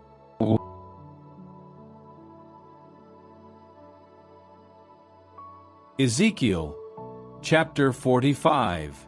When you draw lots to divide the country by heritage, you must set a sacred portion of the country aside for Yahweh, 25,000 cubits long and 20,000 wide. The whole of this land must be sacred, and of this an area 500 by 500 cubits must be for the sanctuary, with a boundary 50 cubits wide right round. Out of this area you must also measure a section 25,000 by 10,000 cubits, in which will be the sanctuary, the Holy of Holies. This will be the sacred portion of the country, belonging to the priests who officiate in the sanctuary and approach Yahweh to serve Him. It will contain room for their houses and room for the sanctuary. A portion 25,000 by 10,000 cubits will be owned by the Levites serving the temple, with towns for them to live in. You must give the city possession of an area 5,000 by 25,000 cubits, near the land belonging to the sanctuary. This must be for the whole house of Israel. The prince must have a territory either side of the sacred portion and of the property of the city, adjacent to the sacred portion and the property of the city, stretching westwards from the west and eastwards from the east, its size equal to one of the portions between the west and the east frontiers of the country. This will be his property in Israel. Then my princes will no longer oppress my people. They must leave the rest of the country for the house of Israel, for its tribes. The Lord Yahweh says this: Enough, princes of Israel! Give up your violence and plundering. Do what is upright and just. Stop crushing my people with taxation, declares the Lord Yahweh. Have fair scales, a fair ephah, a fair bat. Let the ephah and bat be equal. Let the bat hold 1/10 of a homer and the ephah 1/10 of a homer. Let the measures be based on the homer. The shekel must be 20 gerah. 20 shekels, 25 shekels and 15 shekels must make 1 mina. This is the offering that you must levy: the 1/6 of an ephah for every homer of wheat, and the 1/6 of an ephah for every homer of barley. The dues on oil, 1 bat of oil out of every 10 bat or out of every core, which is equal to 10 bat or 1 homer, since 10 bat equal 1 homer. You must levy 1 sheep on every flock of 200 from the pastures of Israel for the oblation, the burnt offerings and the communion sacrifice. This must form your expiation, declares the Lord Yahweh. Let all the people of the country be subject to this due for the prince of Israel. The prince must make himself responsible for providing the burnt offerings, the oblation and the libations for feasts, new moons, Sabbaths and all the solemn festivals of the house of Israel. He must provide the sacrifice for sin, the oblation, the burnt offerings and the communion sacrifices to make expiation for the house of Israel. The Lord Yahweh says this: On the first day of the first month, you must take a young bull without blemish, to purify the sanctuary. The priest must take blood from the sacrifice for sin and put it on the doorposts of the temple, on the 4 corners of the altar plinth and on the doorposts of the gates of the inner court. You must do the same on the 7th of the month, on behalf of anyone who has sinned through inadvertence or ignorance. This is how you must make expiation for the temple. On the 14th day of the first month, you must celebrate the feast of the Passover. For 7 days everyone must eat unleavened loaves. On that day, the prince must offer a bull as a sacrifice for sin, for himself and all the people of the country. For the 7 days of the feast, he must offer Yahweh burnt offerings of 7 bulls and 7 rams without blemish, daily for a week, and 1 he-goat daily as a sacrifice for sin, and as an oblation, 1 ephah for each bull and 1 ephah for each ram, and a hin of oil for every ephah. For the feast that falls on the 15th day of the 7th month, he must do the same for 7 days, offering the sacrifice for sin, the burnt offerings, the oblation and the oil.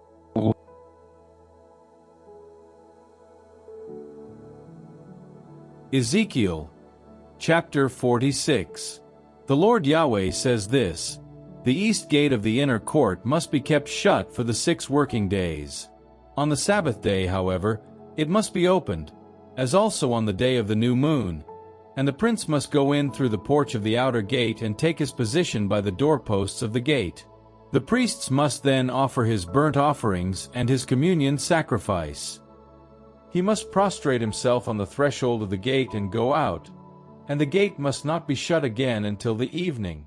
The people of the country must prostrate themselves in the presence of Yahweh at the entrance to the gate on Sabbaths and days of the new moon.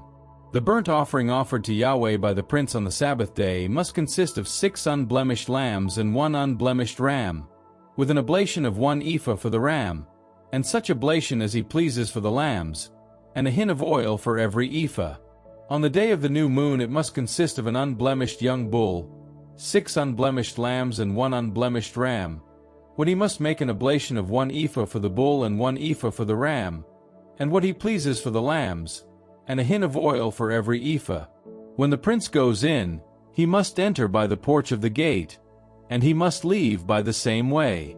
When the people of the country come into the presence of Yahweh at the solemn festivals, those who have come in by the north gate to prostrate themselves must go out by the south gate, and those who have come in by the south gate must go out by the north gate. No one must turn back to leave through the gate by which he entered, but must go out on the opposite side. The prince will be with them, coming in like them and going out like them. On feast days and solemn festivals the oblation must be 1 ephah for every bull, 1 ephah for every ram, what he pleases for the lambs, and a hin of oil for every ephah. When the prince offers Yahweh voluntary burnt offerings or a voluntary communion sacrifice, the east gate must be open for him, and he must offer his burnt offerings and his communion sacrifice as he does on the Sabbath day. When he has gone out, the gate must shut after him. Every day he must offer an unblemished lamb 1 year old as a burnt offering to Yahweh. He must offer this every morning. Every morning in addition he must offer an oblation of 1/6 of an ephah and 1/3 of a hin of oil, for mixing with the flour. This is the oblation to Yahweh, a perpetual decree, fixed forever. The lamb, the oblation and the oil must be offered morning after morning forever. Lord Yahweh says this: if the prince presents part of his hereditary portion to one of his sons, the gift must pass into the ownership of his sons and become their hereditary property. If, however, he presents part of his hereditary portion to one of his slaves, it will belong to the man only until the year of liberation and then must revert to the prince. Only his sons may retain his hereditary portion. The prince may not take any part of the people's hereditary portion, thus robbing them of what is theirs. He must provide the patrimony of his sons out of his own property, so that no member of my people is robbed of what is his. He took me through the entrance at the side of the north gate that leads to the rooms of the holy place set apart for the priests. And there before us, to the west, was a space at the end. He said to me, "This is where the priests must boil the slaughtered animals for the sacrifice for sin and the sacrifice of reparation, and where they must bake the oblation, without having to carry them into the outer court and so run the risk of hallowing the people." He then took me into the outer court and led me to each of its 4 corners. In each corner of the outer court was a compound. In other words, the 4 corners of the court contained 4 small compounds, 40 cubits by 30, all 4 being the same size. All 4 were enclosed by a wall, with hearths all round the bottom of the wall. He said, "These are the kitchens where the temple servants must boil the sacrifices offered by the people."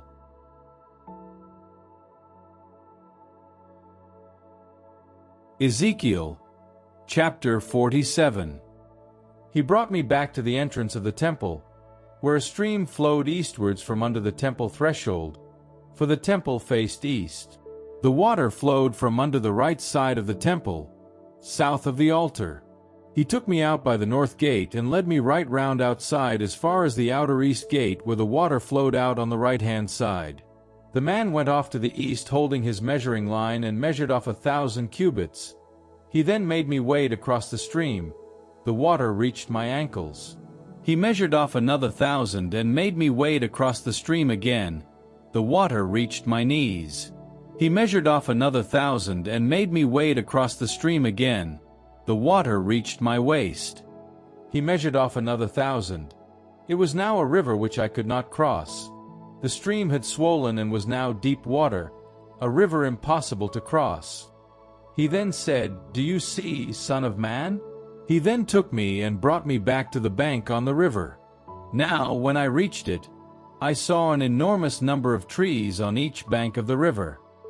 He said, "This water flows east down to the Arabah and to the sea, and flowing into the sea it makes its waters wholesome. Wherever the river flows, all living creatures teeming in it will live. Fish will be very plentiful, for wherever the water goes it brings health, and life teems wherever the river flows. There will be fishermen on its banks.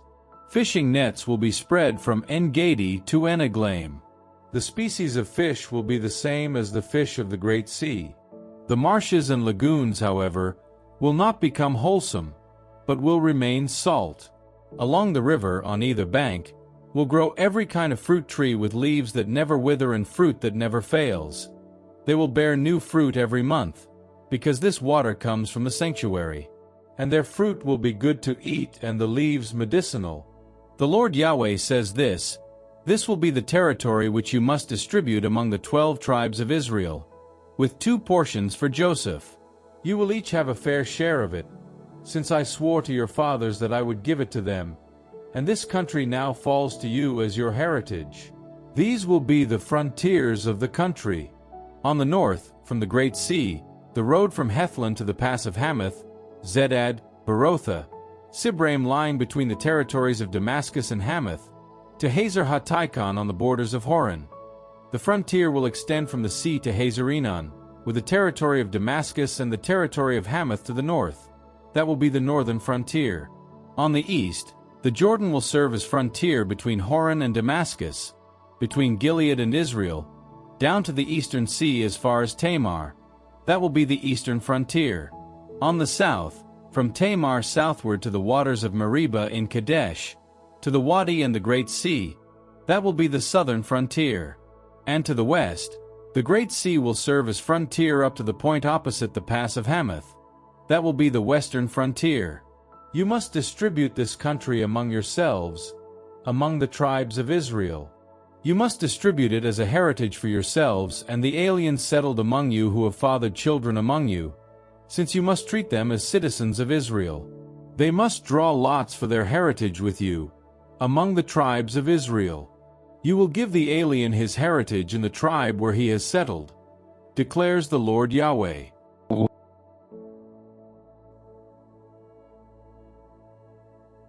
Ezekiel, chapter 48. This is the list of the tribes. 1 portion in the far north by way of Hethlon to the pass of Hamath, to Hazer Enon, with the territory of Damascus to the north, and marching with Hamath, from the eastern limit to the western limit, Dan. 1 portion bordering Dan, from the eastern limit to the western limit, Asher. 1 portion bordering Asher, from the eastern limit to the western limit, Naphtali.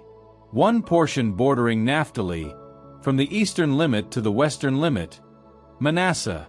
1 portion bordering Manasseh, from the eastern limit to the western limit, Ephraim.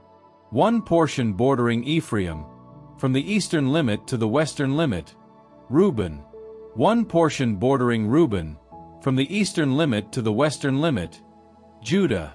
1 portion bordering Judah, from the eastern limit to the western limit, is the portion which you must set aside, 25,000 cubits wide, and as long as each of the other portions from the eastern limit to the western limit. The sanctuary will be in the center of it. The portion which you must set aside for Yahweh must be 25,000 cubits long and 10,000 cubits wide. This sacred portion must belong to the priests, being, on the north side, 25,000 cubits. On the west side 10,000 cubits wide, on the east side 10,000 cubits wide, and on the south side 25,000 cubits long. The sanctuary of Yahweh will be in the center of it. This will be for the consecrated priests, those of the sons of Zadok who maintained my liturgy and did not go astray with the straying Israelites, as the Levites went astray. And so their portion must be taken out of the especially holy portion of the land, near the territory of the Levites. The territory of the Levites, like the territory of the priests, must be 25,000 cubits long and 10,000 wide, the whole length being 25,000, the width 10,000. It will be illegal for them to sell or exchange any part of it, and the domain can never be alienated, since it is consecrated to Yahweh. As regards the remainder, an area of 5,000 cubits by 25,000, this must be for the common use of the city, for houses and pastures. In the middle will be the city. These will be its dimensions. On the north side, 4,500 cubits. On the south side, 4,500 cubits. On the east side, 4,500 cubits.